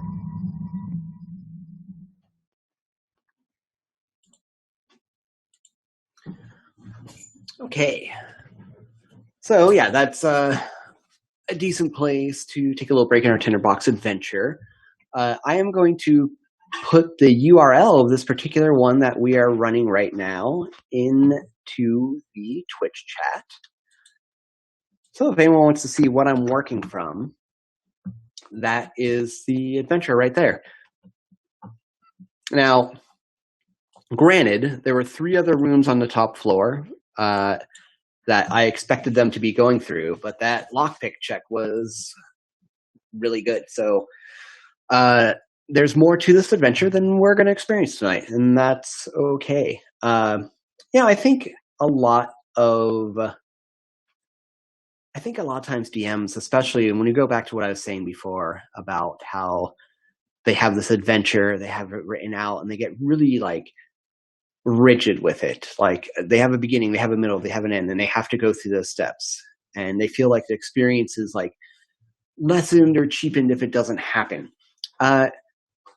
I think it's important to let the players drive that action, and sometimes that action is going to go away from what you plan, even if you do things like Tinderbox that get them more tied to what's going on. There's just a good chance that things are going to veer in strange directions. Someone's going to roll that really good check and unlock that great, and you just go with it. That's your adventure now. Life finds a way. Exactly that. I think it's important to be flexible on those things and just know that there's always a chance that as a DM, you have created some materials that the players are just not going to see. And if you have different groups, you can always run it again next time and see what happens. But yeah, you just have to be willing to like throw it away, like they circumvented it. They're not going to see it. Yes, that NPC you had in behind door number 3 was super awesome, but it's just not going to find the light of day. DMing, making adventures, it's a different thing than writing a book. Justin, do you have any thoughts on like what I was mentioning earlier when you're gone was how there were 3 rooms up top that you're likely not going to see in this adventure because you didn't need a key because the grate got lockpicked. And I was just talking about how I think it's important to roll with things like that for players, even if it means like your great works as a DM aren't being seen. Do you have any input there? I mean, yeah, it's just really important to not like, to know when to put your party on rails and when not to put your party on rails. And like sometimes they're just going to get around the things that you want to do regardless of how badly you really want to play it, and you just have to kind of be like, okay, well that will pop up somewhere later on in this adventure instead, and I'll have this much more time to make it that much more awesome. That's actually a really good point when you mentioned it popping up later in this adventure. I like to imagine adventures less as a straight line and more as an amorphous blob, in a sense. It's harder to write adventures for other people to consume that way. But when I do my own prep, it's usually a lot more like bullet points and events and things like that I can bring in when necessary. Like, for instance, we were mentioning those 3 rooms. And the biggest piece of advice I give to like any new dungeon master is, hey, the players don't know what's supposed to happen either. So the players don't know what we're in those 3 rooms. If I really needed them to happen, I could have placed them down in this tunnel in a straight line, one after another. You know, you can always switch things around because, they don't know what's coming. You have that power to be able to change on the fly. But that said, we're going to just roll with it tonight. And those rooms weren't super important to anyone's story, so we don't really need to get into them. But That's anyway, okay. You're not going to cry later that we didn't go into those rooms to so yourself. when I said I needed to take a break to fill up my water glass, Was it with tears?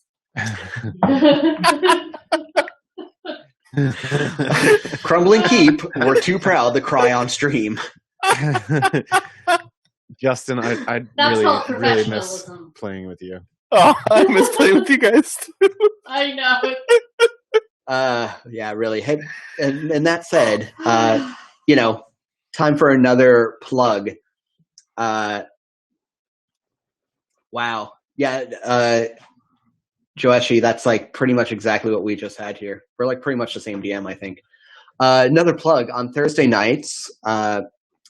Brad, myself, and a few other folks who are not currently present are playing Blades in the Dark. So it's a different game than 5e, but it's been a lot of fun. It is. It's a very customizable game. Yeah, it's really loose with the rules, but not. Yeah, I don't know. I just really like the mechanics, but right, lots of complications. Lots of complications. Yeah, it's more about how things go wrong. But you play a scoundrel in like a gang of scoundrels, and you go on scores to steal things or assassinate people, etc. And it's really good. So Thursday nights, you can find information on our social media. Just look for Crumbling Keep, or subscribe to our Twitch channel, twitch.tv/Crumbling Keep. And the reason I brought that up is Emily and Justin, if you're ever free a Thursday and want to sit in on a session, you are certainly more than welcome. Definitely. Sounds good. I just might do that. I would love it. Make some thieves and join you.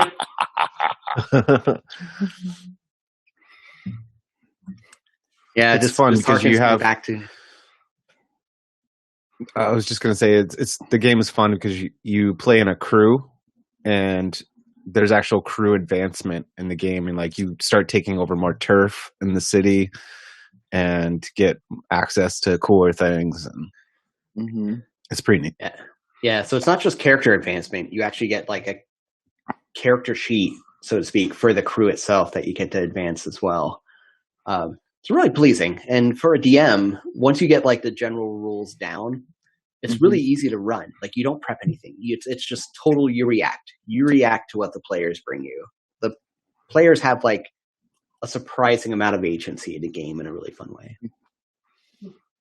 Did the was it Things from the Flood stream ever get posted online and stuff too? Unfortunately not, because that was another one that we were all in that you could have checked out on crumblingkeep.com. That was really fun. I was going to say, this harkens me back to that. That was a magical game. But unfortunately, I didn't get the middle episode downloaded off of Twitch before it disappeared forever. So I have like the beginning and the end or something like that. And I don't. I'm going to say that we should probably like just let that go. I mean, who wants to experience JSOC again? Like, it's funny you should say that. Emily and I were talking earlier about like, hey, we should get the old crew back together and do another Things from the Flood game. I'm into it. Which different characters. Things from the Flood is the sequel to Tales from the Loop, which was an RPG by Free League and also a television show that has just come out on Amazon. So watch the TV show. They also just put out a Tales from the Loop starter set. So if you're looking to get into another fun RPG and you kind of like dig a Stranger Things-esque vibe of kids on bikes in an alternate 80s. Like, I like to describe it like this is what the 50s thought the 80s would look like, you know? Right. You got your VHS tapes and your kids on bikes, and you also have robots and giant magnetic trains that transport things around the world. It's super easy to learn. It is. Yeah, really easy system. Yep. All D6s. Well, Anyways, we ready to continue on? Mm-hmm. back down the hole. Okay. Yep. Well, you first, big guy. Yeah, I embarrassed my way down the hole, so I like that as a form of movement. yeah. Skella, you stay here and you guard it. You don't let anybody come down here, and just give a quick oink if you see anything. A part of forest gnomes' traits are that they can like speak with animals, like simple ideas and commands. And even though it's my familiar, like I can speak to Hamlet and the newts and all these creatures. They might not be able to communicate back with me, but yeah, and I feel like Skella's Scalus probably doesn't understand like the full extent of what you just said, but understands enough to do it. You're probably more wordy than you need to be, but who isn't when they talk to a pet? Right. I mean, pigs Exactly. are pretty smart, so. That's true. That's true. Okay, so you're at the bottom of this pit. There's the long hallway into the well-lit area, which I imagine. Is there anything you want to do before you are traveling down said hallway? Maybe do you detect, something else there, Yarbo? Nope, that's the only thing I detect. Dangers, traps. Nope, that's what we have a rogue for. Yeah. Kind of inching along, making a kind of rolling perception check. Oh, actually, yeah. Why don't we grab the acolytes' cloaks and pretend to be them? Oh, even better. Like, hold on a second. He runs in Classic. So we have like a gnome wearing. We need to take the pig down with you so it can be your legs as you walk in. I was just gonna cast invisibility. Aw. The two taller things, you can pretend to be humans, even though one of them's gonna be hopping And have a beak hanging out. So, what's the perception check look like, Emily? 11. Okay, and are we going with that? You took the cloaks from the cultists. Oh yeah. Oh yeah. Oh. I've got one on. My arms are way hanging out of it and everything. Like I'm Okay. I'm in full disguise. Yeah, you guys look great. Brad, is Think going invisible? Yes, I'm going to cast invisibility. Okay. So for any onlookers right now, if magically this dark hallway had a camera in it, they would see a bugbear wearing robes that are obviously much too small for it, kind of like bursting at the seams. And I'm just reminded of like Chris Farley, say, wearing a little coat, maybe singing a song about it, But coming down the hallway in this like much too small vestment robes, accompanied by a kenku, this bird folk with like a beaked face staring out from robes and like just like feathered arms sticking out from the sleeves, looking all about, left, right, up and down, like very suspiciously checking out this hallway as you go. And with a roll of 14, let's see, what do you need to know with a roll of, 11. Sorry. The roll of 11. I think we'll take that roll of 11, and there's not like any traps in the hallway or anything. So I'll apply that to when you get to the end of said hallway and look into the large chamber beyond. Someone roll me 2d4. Maybe I should go in first to take a look. 4 total. 4. Okay. Mm-hmm. So, Emily, this is what String Slice sees when you get to the end of the hallway and are looking at this room. It's rather large. It looks to be like the same dimensions as the entire temple when you were looking at it from outside, just beneath the ground. There is a large pit in the middle of this room full of like steaming ice, and you can kind of feel the chill that is sending into the room. Around the pit are 4 cultists who are chanting. And standing on, it's like, think of it kind of like a well, right? So there's like a little wall built up along the outside of it. You know, maybe comes to like, say, someone's knees. Standing on this wall is another, looks like a cultist. Their robes are certainly fancier. They have a golden kind of crown type thing on as well. You're obvious, like, yeah, obviously head bad guy is bad, right? Is standing on the edge of this pit as the rest are chanting around it. Your perception was 11. I think that's going to be enough. You spot in their hand a kind of like overly ornamental amulet that they are holding by the chain. That doesn't necessarily look familiar to you, but if someone else in this party spotted it, it would probably look familiar to them. Okay. That's in the hands of the leader. Does my passive wisdom, my passive perception of 14 notice that?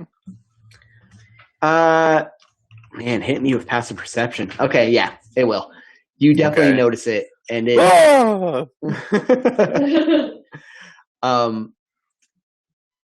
You know, it. Obviously, to put a long story short, it looks like an exact copy of the relic that we talked about at the beginning of this in the Tinderbox questions. Oh man.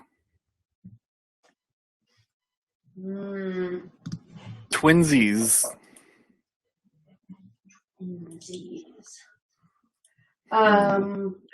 Did I ever tell you guys about the time that?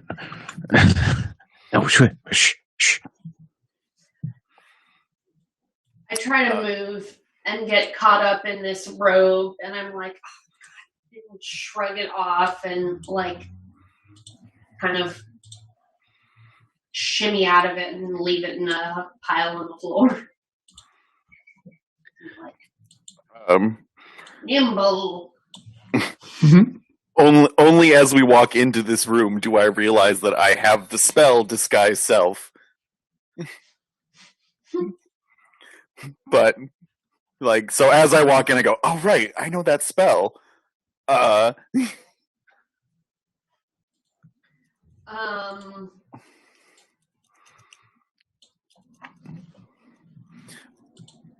You know what? Yarbo believes in being blunt, apparently, and also being a distraction. So he's going to hold up the other amulet and go, hey, what's so damn important about this thing anyway? All the eyes in the room turn toward the two of you. What is Fink doing as this is happening? Is Fink nearby them? Or? He is staring too at him and slowly inching away. Like, not slowly, but he's inching away from him, even though they can't see him. You know, he's going to like kind of get around, start going around the room to like find a nice place to hide. Okay. So, yeah, all the eyes turn to look toward the two of you as Fink kind of slinks off invisibly to hide elsewhere. The cultists kind of gasp. The leader of the cultists, one might say they look kind of fanatical about being in a cult. I don't know how you'd phrase that, like a fanatical cult? No, fanatic cult, something like that. They raise up their copy of this amulet. And as they do so, the ice in this pit starts to quake.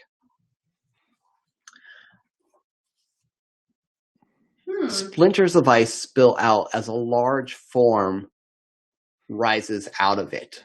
Oh no, oh no, oh no.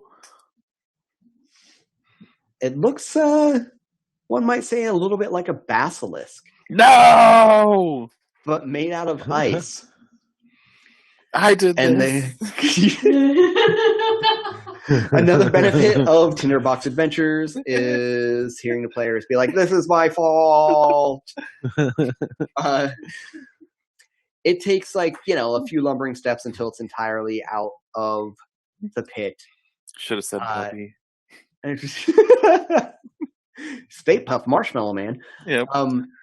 The cult fanatic holds the amulet toward it, says something again in abyssal, and it starts to make its steps towards you.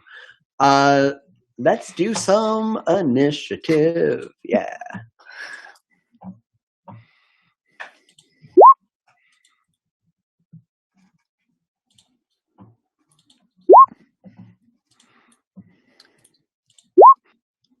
Six. Okay, 6 for Yarbo. 14. 14 for String Slice. And 21 for Finn. So, before we get into this dance of death, let's have a little shop talk for just a moment. So for those of us following us from the beginning, you saw the Tinderbox questions or heard the Tinderbox questions that made this whole scene kind of make a little sense right now. If anyone's just joining us and you want to get a load of the adventure that I'm currently running, it's from Crumbling, which is us. I have pasted the link into the Twitch chat, which I will do again real quick, just in case anyone cares to see it. So this all started with 3 questions that were directed toward Justin's character. There's a strange relic on your person that is not yours. What is it?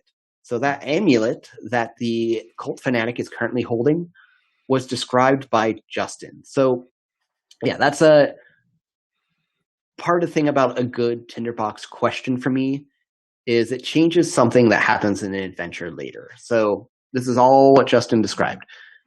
The other question was, how did a strange relic come into his possession? Okay, that one necessarily doesn't actually play into this adventure, but it did let him flesh out the okay, let's why do you have this relic? Which seems kind of important for a coherent story, right? So sometimes it's just backstory, story development, character development.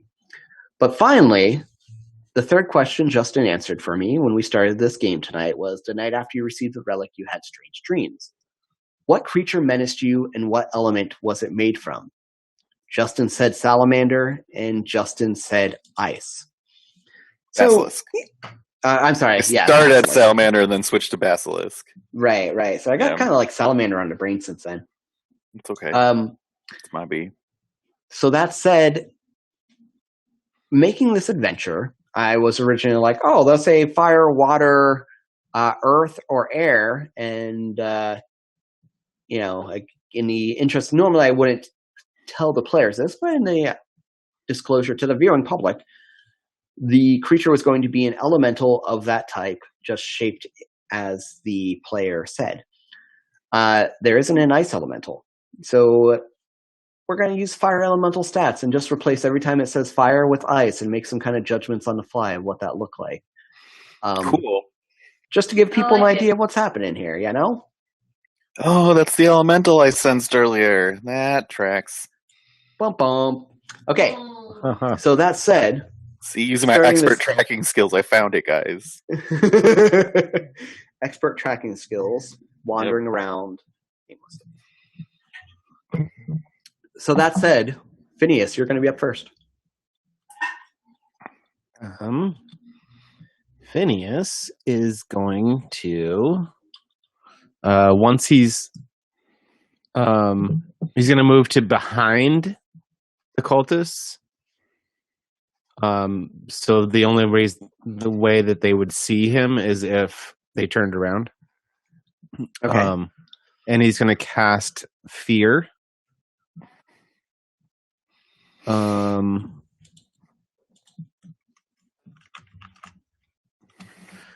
Okay, so the description is that you project a phantasmal image of a creature's worst fears. Each creature in a 30-foot cone will succeed on a wisdom saving throw or drop whatever it is holding and become frightened for the duration. While frightened by this spell, a creature must make the dash action and move away from you by the safest available route on each of his turns. Oh, perfect. Unless there is nowhere to move, if the creature ends its turn in a location where it doesn't have line of sight to you, the creature can make a wisdom saving throw. So who are you hoping to Successful catch save. in this spell's 30-foot cone? The guy in charge. Okay. The person in charge. And maybe any of the other acolytes? I think angle-wise, so, normally we play more with maps, and this would be more exact, but here we are. I'm going to say you can catch 2 cultists and the fanatic in this cone. Cool. It's going to take the form of so it is it's their whatever worst fears. there. But Right. that said, so there's 3 of them just for funsies. Actually, there's 3 of you, so why don't we just spread this around? Brad, since you're casting the spell, what's the cult's fanatic's worst fear? Its worst fear is disappointing its its deity. Deity, okay. Not disappointing, but just not disappointing its lover. No. I was thinking Dad's mad again or something like that. Right. I got an A-. I cast Dad's mad. Oh no, please don't. No one wants that spell. Instead of vicious mockery, it's vicious disappointment. I always told you you'd never amount to anything. Right. So yeah, disappointing its deity. Okay, cool. Their deity. Emily, cultist number 1, what is their greatest fear? Ooh. Their greatest fear is drowning, being confined in a small space and drowning. Okay.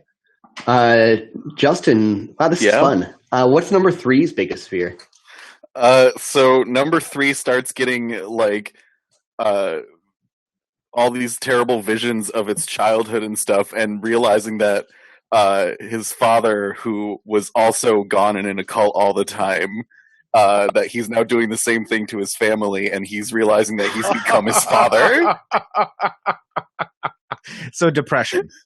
Yeah. Oh, wow.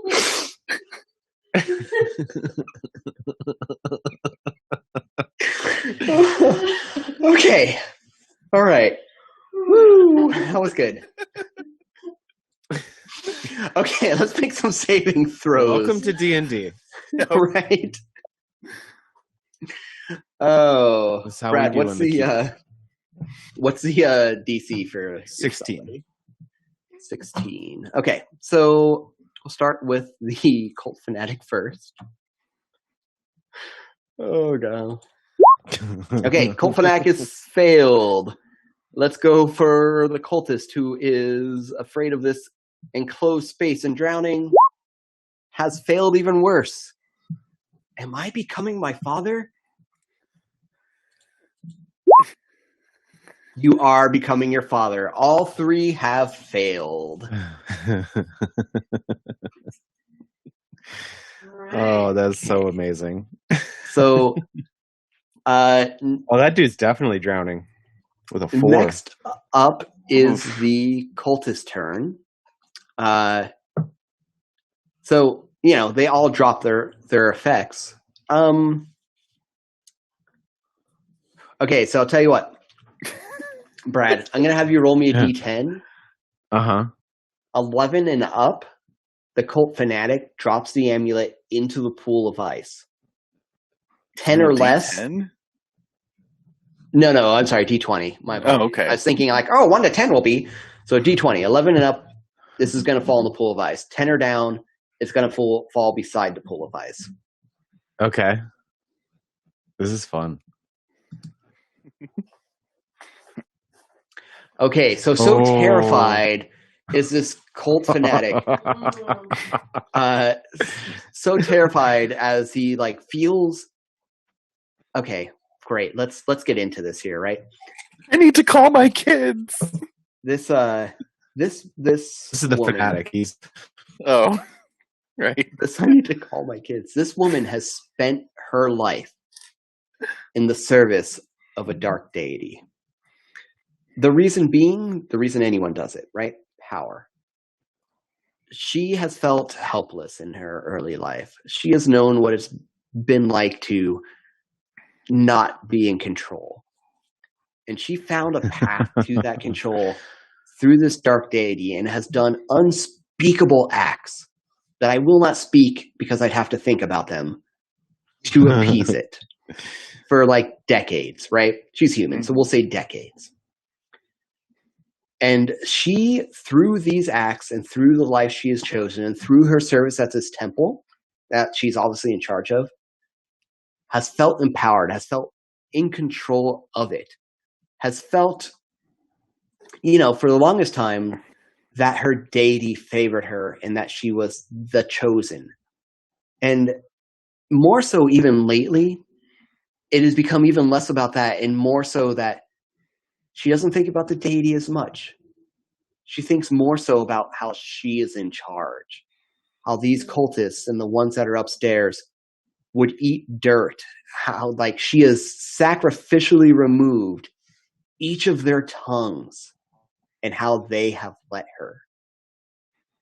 And she's having this dawning realization suddenly that this hasn't been in service of her deity, not for a while. It has been in service of herself, and she feels like she has betrayed her dark god and drops this amulet that ever since she's had it, even though she hasn't had its copy of it for a while, ever since she's had it has represented her power here, her power over these people. And again, it went through the same journey, right? Originally, it represented her link to her deity and her service, and then represented something else. And she drops it in her fear in this pool of ice as she runs away from you all. But anyway, on to the cultist whose turn it is. Thank you for indulging me in that long thing. Well, technically she would be running away from me, which would be toward my companions. Yes, this is true. And it wasn't actually her turn yet. I figured she would drop the thing immediately, and I kind of wanted to sort that out as to where it went. Okay. But yeah, on her turn, she's going to be jumping down from the ledge she is on and running toward the door where your companions are. But at the moment, 2 cultists who have dropped their scimitars are running in that direction. One of them, not one of the running ones, there's 2 other cultists that aren't affected by this. Since you cast this spell, you are visible again. One of them, even though they see this scene falling apart, they look toward this great ice basilisk, which they worship as a not their god, but a depiction thereof. Idol. Avatar? Avatar is what I'm looking for. Thank you. As an okay. avatar of their god, looks at it and gains strength and steps toward you to attack you with their scimitar. Does an 18 hit you? Me? No, I'm sorry, Brad. Oh, the motherfucker's coming after me. Oh yeah, you're visible now. They're like, there's a gnome behind us. Gotta take care of that. Does an 18 hit me? Shield is a reaction, correct? Correct. Well, I cast shield, which gives me a +5 bonus.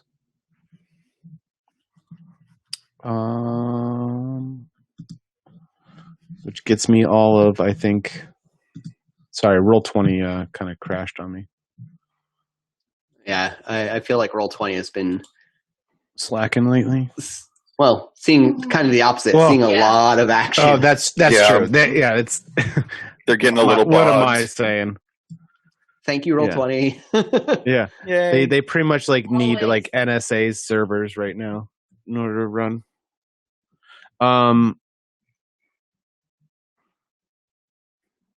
So that does hit. It only gave me a 17. Okay. So your magical barrier kind of appears between you and this downward swinging scimitar. And you start to sweat as you feel the blade of the scimitar pushing into the barrier itself. Yeah, let's take it slow, right? So the cultist takes the scimitar down to its hip to get some leverage on it as it grips both hands around the handle to push it through the barrier. And it's like a contest of wills for a moment before the scimitar breaks through, and it's like the sound of shattering glass as you take 4 slashing damage. I'm gonna say on the arm as he kind of falls away. It's the force of the shield. Yeah. So the other cultist that isn't affected by the fear spell, I think, is also going to advance toward the door. I think they're going to try and call it a day, but no, they're going to have to battle their way out of here. So I'm going to say it takes their action, and they're going to dash, basically, to get that far. But now on to the ice basilisk. Isolisk, as they call it in the biz. The Isolisk takes a few lumbering steps toward the doorway where the Kenku and the bugbear are. It throws back its head and lets out a terrible, terrible growling yell, which shakes this place to its core before taking 2 more steps toward you all. And it's silent in that moment when you hear the other amulet that was dropped hit the ice, and it stops in place where it is, suddenly seemingly uninterested in doing anything at all. String Slice. So I'm going to say at this point there are 3 cultists within range of String Slice and Yargo. Okay. So I'm going to move up to one of them and make a bite attack. kind of an acrobatic, like run at them and whip around and use some momentum and my hooked feet to try to fuck them up. Awesome. Oh, wait. Never mind. We'll pretend that either did or didn't happen, depending on the nature of this virtual convention.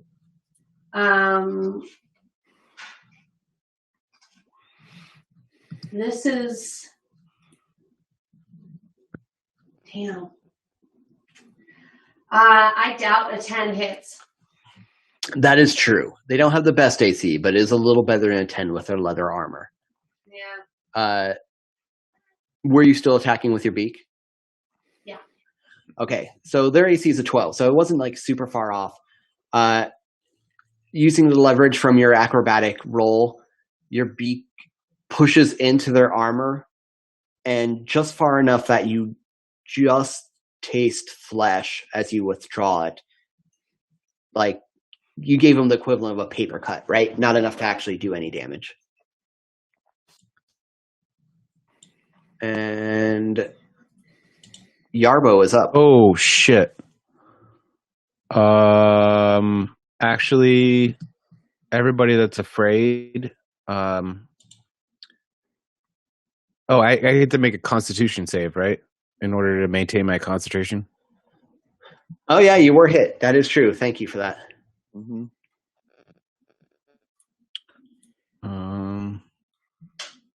Just straight up Constitution. Yes. Straight up Constitution save. Oh. And I don't know how what much damage had you taken? 4. 4 damage. And what did you roll for your save? 8. 8. Okay.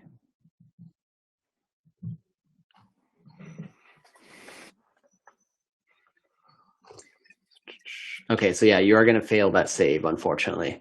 Okay, so yeah, they are going to stop running, no longer afeared of you, as this cultist has broken your power. Like, wait, Okay. No, I am not selfish. I'm doing this all for my deity. Nah, fuck my dad. My dad was an asshole. I'm not an asshole. I put food on the table, goddammit. I'm home every night at 5. Sure, I work overtime sometimes. Who doesn't? All right, Yarbo. Give me Yarbo! Yarbo is so this water elemental, frost, excuse me, basilisk. It's frozen in place at once the amulet hit the water, it froze in place. Correct. Okay. Well, I guess I'll go hit the cult leader guy then. He seems to be like he's in charge. You there, you seem to know what's going on here. Have you met my longsword?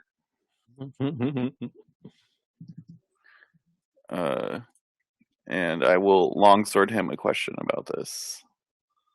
Here we go. Sword. Does an 18 hit him? An 18 will hit and hit her. She's going to take 12 points of damage. Excuse me for assuming that was not me. It's okay. Women can be cult leaders too. If we've learned anything today, yeah, it's that. Okay. And you are attacking with a longsword. Okay. Breaks past her leather armor. She had advantage on saving throws being charmed and frightened. I forgot about that. Anyway, breaks past her leather armor, pierces her shoulder. She grabs onto the blade and says, "My God will protect me." I I scream, I have 2, and hit her with the other one. Does a 13 hit her? No. 13 does hit. That is the AC Nice. you're looking for. Then she's going to take 9 more points of damage. Is she still up? She is still up. Great. However, I keep hitting her. She doesn't have like a dark, witty retort to that one either. Okay. That one's a dirty 20 for 5. Oh my god. Still up. Oh wait, I'm sorry. That should be 10. Because that's my extra attack that I get in my first round with the extra D8 damage, and then this is my bonus action attack for 11 more points of damage. So yeah, you just She like was freak wrong. the fuck out. Yeah. Her god, it wasn't necessarily going to protect her. She had some ideas about that. There's a lot of ups and downs in the last 12 seconds. Yeah. And turns out she was wrong. Her god is not going to protect her. She grabbed onto that blade from that first attack like a badass, and now she dies on the ground. Her final thought being, I think she has 2 final thoughts. Her fear of you transitions into the fear of what awaits her in the afterlife for failing her dark god. Right. All right, Phineas, you're up. There's 3 or all 4 of the fanatics are still left? Can I end my turn moving into a flanking position for Emily with another Yeah, why cultist? not? Hey, Okay. you got movement, man. Yeah. Okay. Yes, then I'm done. all the fanatics are, or not the fanatics, all the regular cultists are still up. There is one that is engaged with you right now, the one that broke through your shield spell. Okay, I am going to cast a hypnotic pattern. That takes the form or shape of a twisting pattern of colors emanating from my quarterstaff that weave through the air inside a 30-foot cube within range. The pattern appears for a moment and vanishes. Each creature in the area who sees the pattern must make a wisdom saving throw. On a failed save, the creature becomes charmed for the duration. Oh, I did not mean to roll initiative for them. I meant to roll Rismal. Okay. Oh. So, in your DC is what again? I'm sure it's over 9.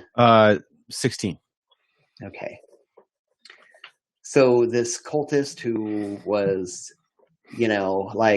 feeling in a position of power after winning that Battle of Wills and breaking through your shield, it was kind of circling around you with a sneer on their face, and suddenly their eyes kind of go wide, their pupils dilate. Right. It looks maybe a little like they're in the midst of a psychedelic trip. Not so strong now. And they don't even hear you as they watch the colors explode behind their eyes. Right. It's like a fireworks. Holy shit. That was loud. Did you hear that? What was that? I said fireworks and there was an explosion. What else can you do? I have no... Yeah, right? What other powers do you have? I have no idea. How are we just now learning about this, Brad? I don't know. Say fireworks again. Julia just showed up in the office. I have no idea what that was. Huh? I think we're dying. It's the end of the world. It's not. We just got bombed. We didn't get bombed, Julia. I've been around bombs. That was not it wasn't a dropped bomb, at least. Take that as a little bit of solace. It wasn't a dropped bomb. If it wasn't, then this is what. See, Crumbling Keep is all about education, and that's what we've learned tonight. Oh my God, we're like those musicians on the Titanic. We're just gonna go down with the world by still playing D&D. Yeah, I mean, what else were we gonna do, really? Yeah, I mean, I might want to go have intimate relations. However, this is the second most important thing that I could be doing right now. Okay, so it's the cultist's turn next on that note. So we got one that is seeing hypnotic patterns right now, and 3 of them that are it's a 30-foot cube. So if there's any, I guess the other definitely- ones ran away, and you said it was how big of a room? 40? No, that was the entrance room. Yeah, and so this is actually bigger than that entrance room because it's the size of okay. the whole temple. Yeah. Gotcha. So Okay, it's just so- this dude that was about to hit me. Right. Okay. Emily, the one that you attacked is going to attack you back with the scimitar, hitting an AC of 19. Can I use my reaction to dodge? Is that a... Yeah, is that a power you have? Oh, yeah. It's a rogue ability. Rogue, right. Okay. Yeah, you totally can. Okay. So round down, I'll take 1 point of damage. Okay. So it would have cut into the meat of you, but as you dodge out of the way, it barely grazes your skin. It'll heal within a few days, I'm sure. So another one is going to come at the... I'm going to say that was the one that I will say is flanked. The other two are going to come at the bugbear, thinking they're strength in numbers. Yes. Does a 13 hit? No. What about a 5? Also does not hit Yarbo. Excellent. Your cudgels mean nothing here. They have scimitars. They have real excuse swords. me. All right, well, well, no hurt. Though that said, apparently they don't know how to use them because they don't hit. I And will then demonstrate a proper Upgraded technique in a guards, moment. the basilice continues not moving. Great. String slice. Great.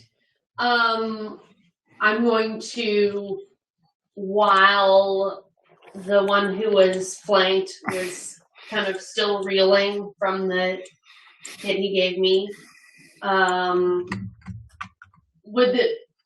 that one would still be flanked, yeah, so Truth. So you'll be able to advantage this. yep, which is what I shall do.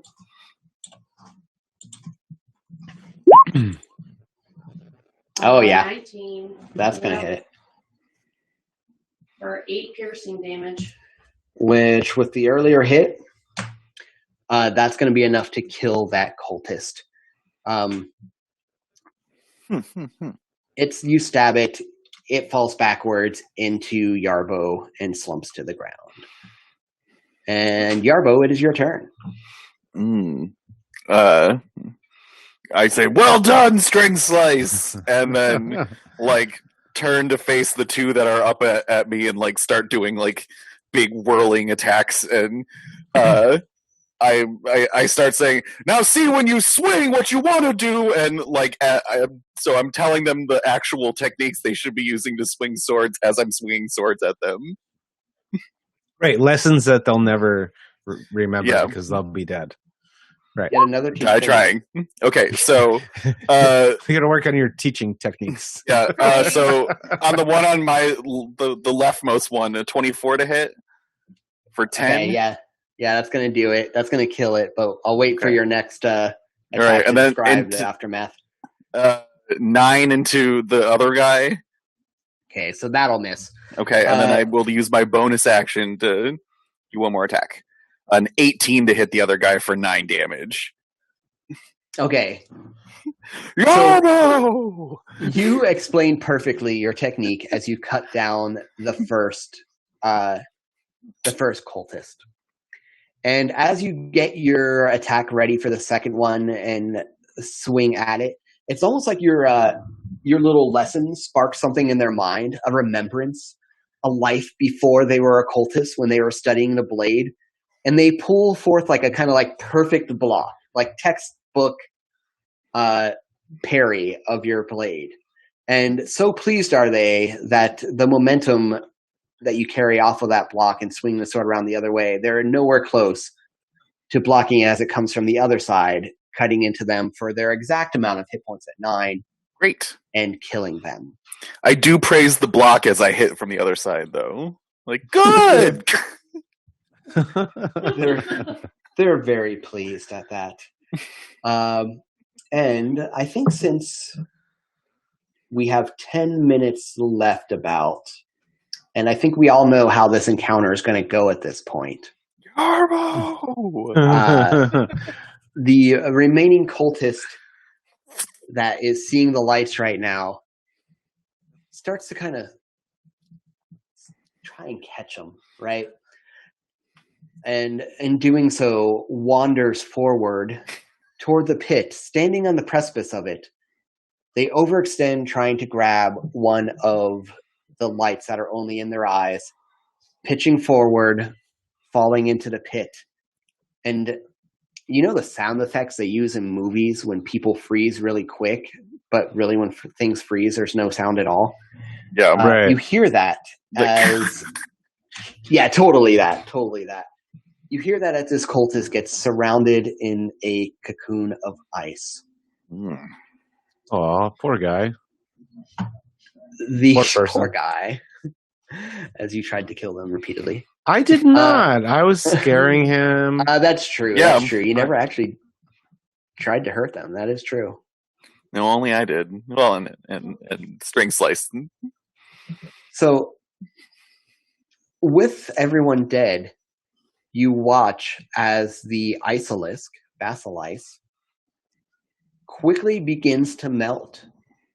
And it shares some of the eeriness that the cultists had earlier the acolytes, when they did not speak, in that it makes no movement, no sound, it does nothing to escape its fate, and is soon a puddle of water on the floor. And as an aftermath, you feel the amulet. You feel the amulet kind of warm in your pocket. Ew. And as you try to put it on, it actually slips around your neck.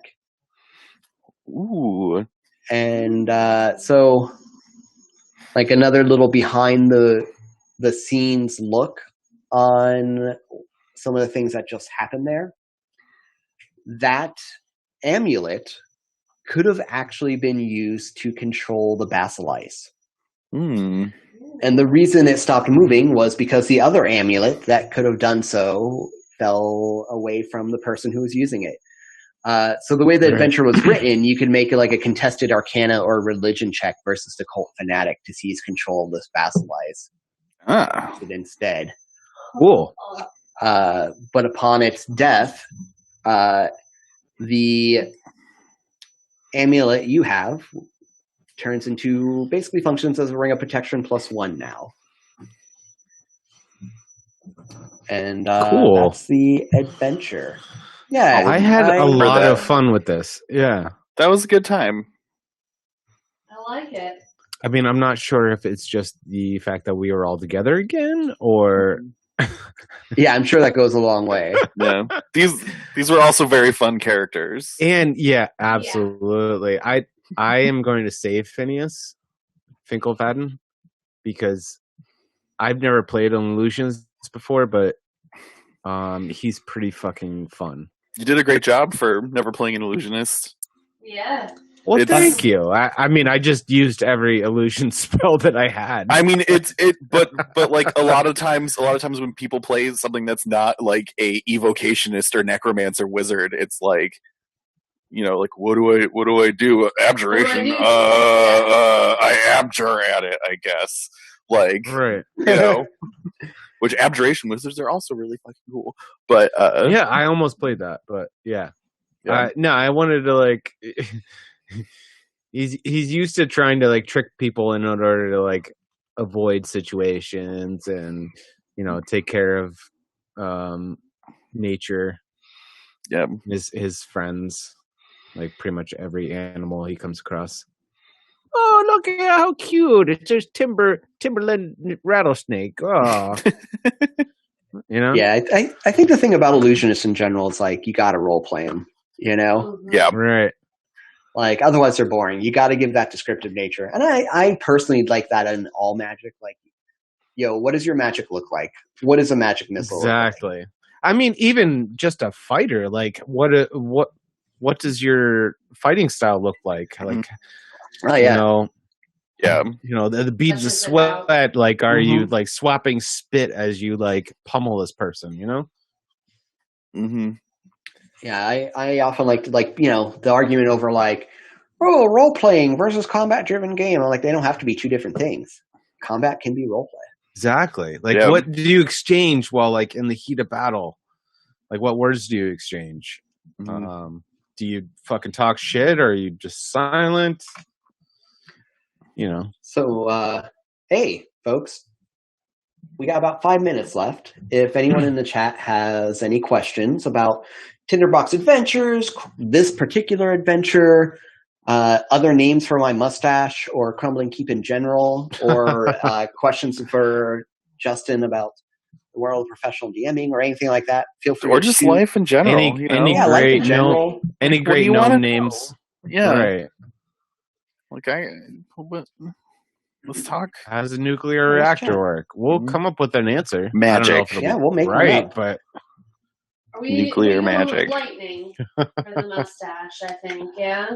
Yeah, the current winner for and I'll be honest, I did this about an hour before we started playing, cleaned it up, and gave myself the lightning stash. But if anyone has any better names or I mean, it's suggestions, go for it. it's definitely a good Lemmy Yeah. Or like the a- classic. or a close Chester A. Arthur. Whoa, Yeah. Justin, I appreciate that. Justin, I appreciate your wisdom. Is that what you appreciate about me? It's about him. Oh my gosh, both of you. Dial it back Okay, about let's get at 20%, it. Cam. I know.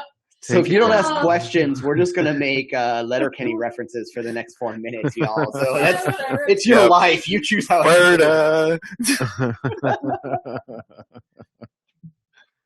It's been a lot of fun, guys. Thank you to Storm Giant Games. They've done a great job putting this together, and we very much appreciate them. Yeah, thank you so much for having us. This has been a great time, and it's a really cool thing you're doing. And I know a lot of folks out there are kind of bummed out right now because they're missing cons, and there's a good chance of more cons to miss in the near future. And this was definitely a good, like, a good filler. You know, get something to get like a survival mode of conventions. Right.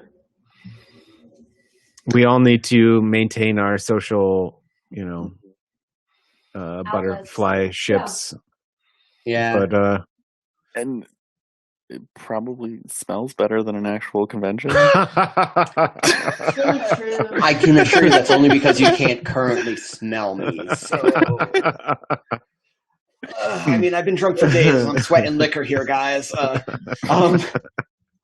I do want to say thanks to everyone in the chat that is. Yeah, thanks for watching. Now. That's great of you. Yeah, thanks everybody for watching.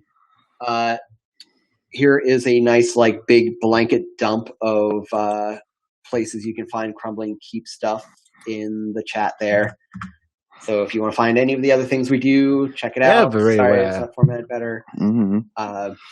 We're on Facebook. We're on Twitter. We're on Itch. We definitely, and yeah, if you liked what we did here, come watch some of us play Blades in the Dark on Thursdays. Mm-hmm. You can get in most of a game before your Critical Role starts. I don't even, is Critical Role happening right now? Who knows? I think it might be stopping because of. Well, they got together to play that, didn't they?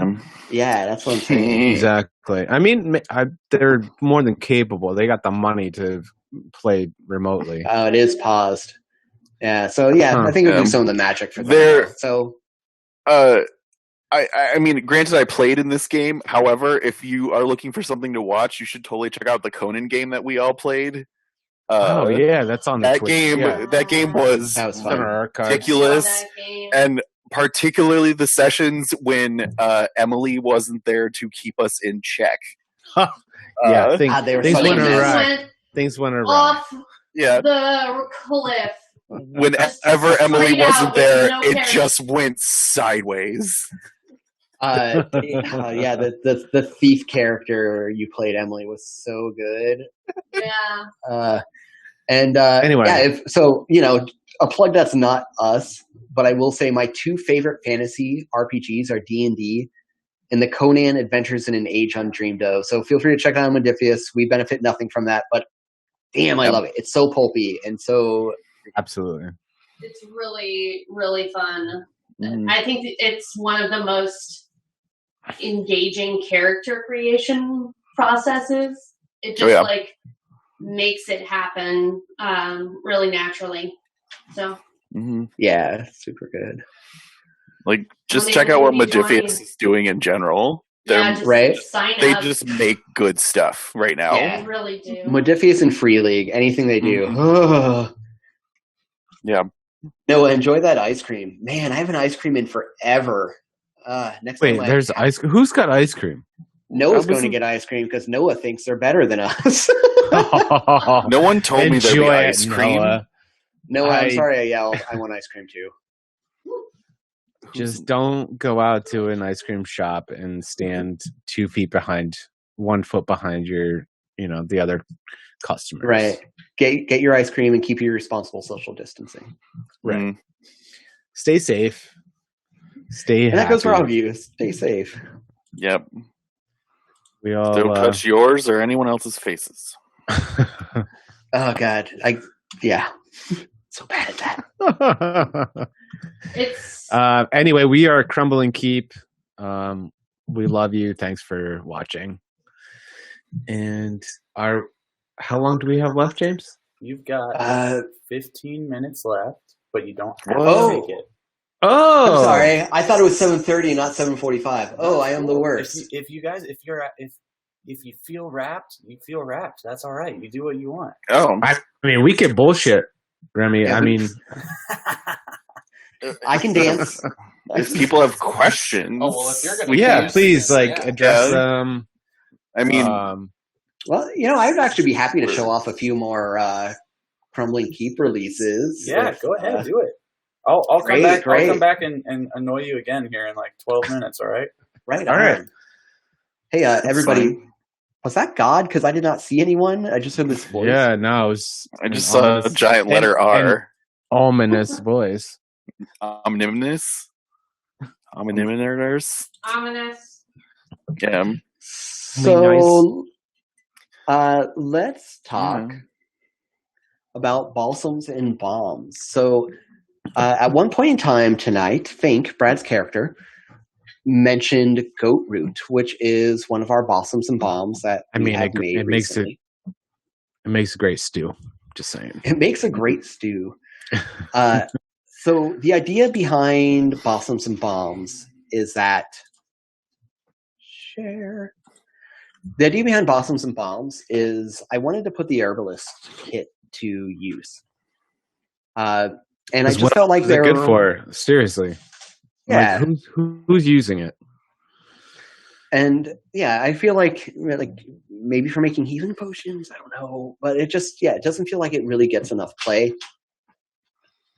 So at Crumbling Keep, we have slowly been putting out various herbs. I want to say we're up to like 14 at this point. Yeah, something like that. Yeah. And so we do 2 every week.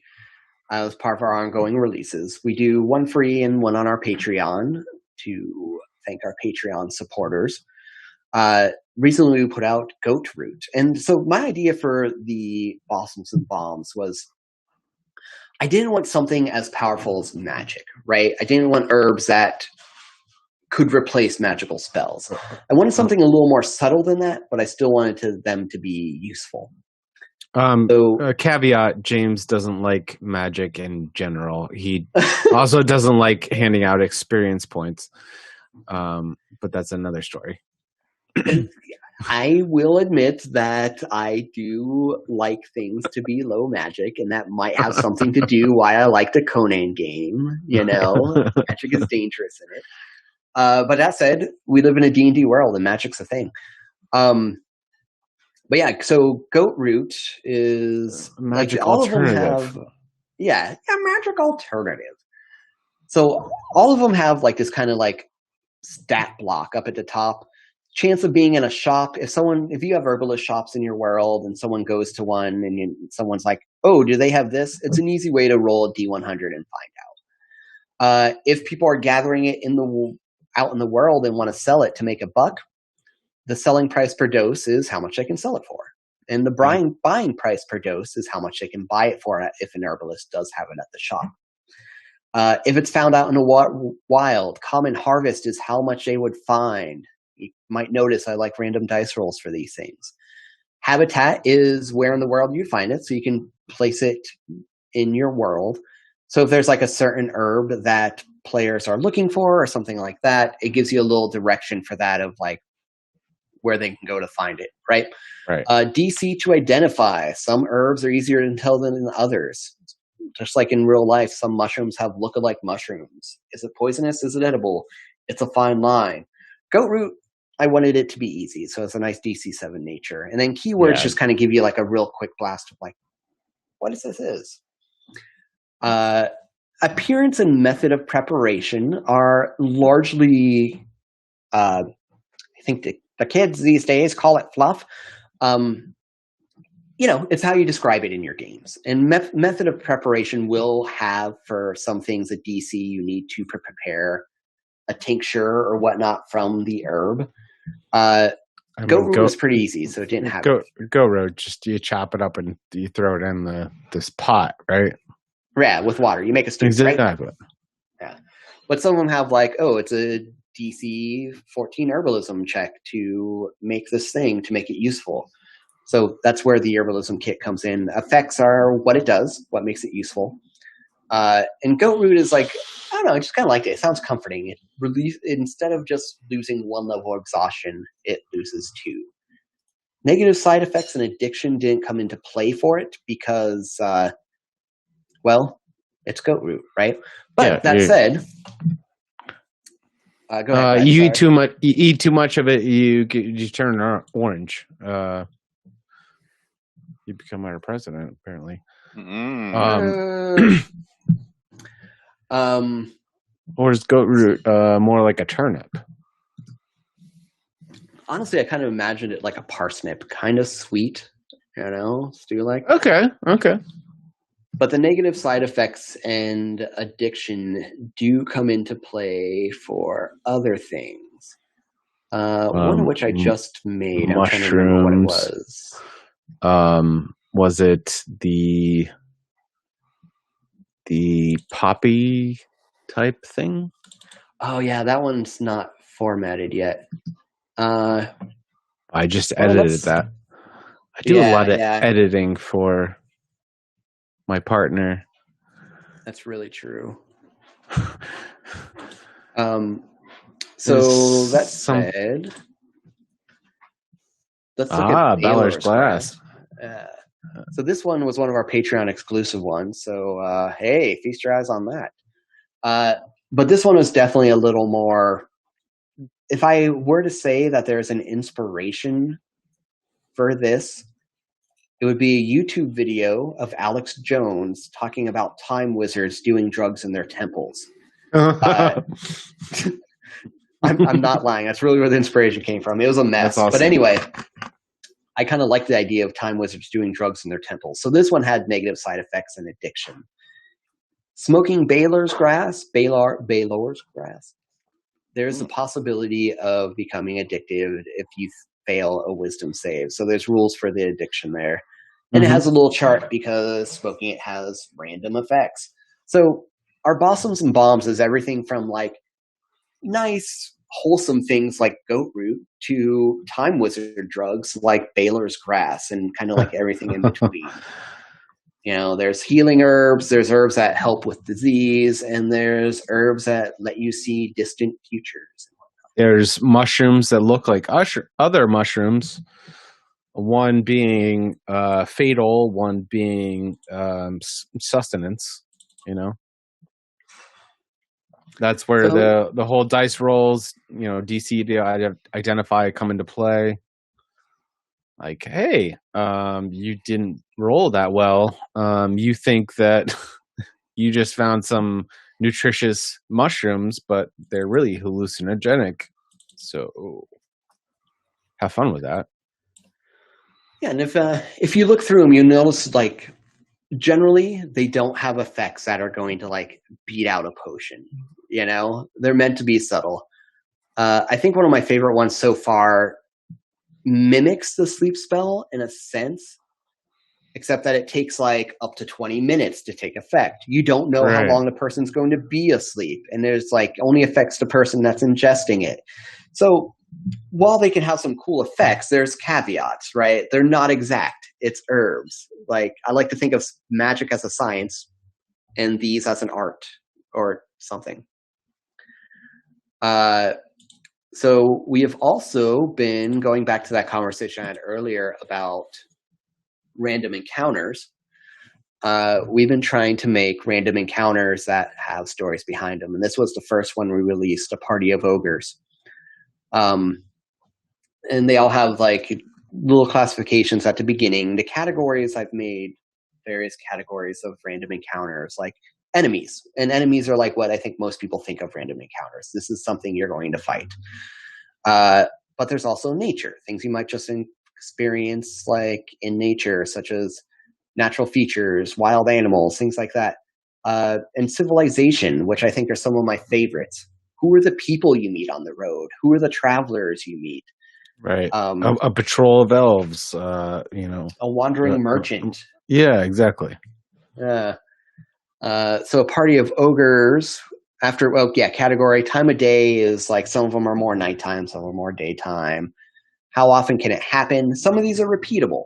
Some of these only happen one time because if they happen again, it seems kind of weird. They're like too distinctive, I guess. The more indistinctive they are, the more often they can happen.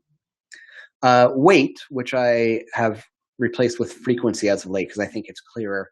If you're making a chart of 1d100 random encounters, this is how many times this would appear on the chart. So like if it had a weight of 1, it could be 59. If it had a weight of 2, it could be 59 and 60. We're working on a book of random encounters that is in the works.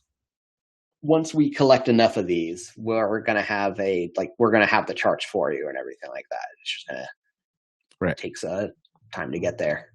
Terrain type is the type of terrain it's gonna happen in, and Samsara's location is where in our homebrew world, which you can find maps of on crumblingkeep.com. What part of that it happens with interactive maps? Yeah, we have this. It's kind of I like to compare it to like it's like the Google Maps of our fantasy world. You can scroll around on it. You can zoom into different levels. Like it goes from like a continent to a city to a building. And you can see the inside maps of those. I am a big fan. But then it gives you a little story of like what the random encounter is.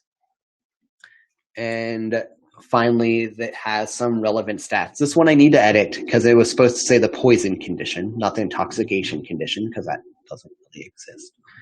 But yeah, we have a bunch of these now up on our website too. So if you're looking for random encounters for when people are traveling around, or like they don't have to be random. If you just want to take them and add them into the game because you need an encounter to stretch things out or you're looking to spice things up, these are great for that. Cool. Anyone have anything to add? I really enjoyed our little session. Again, I just want to thank Storm Giant Games. They're pretty fucking awesome. Yeah, that's really true about y'all. Sorry for the vulgar language.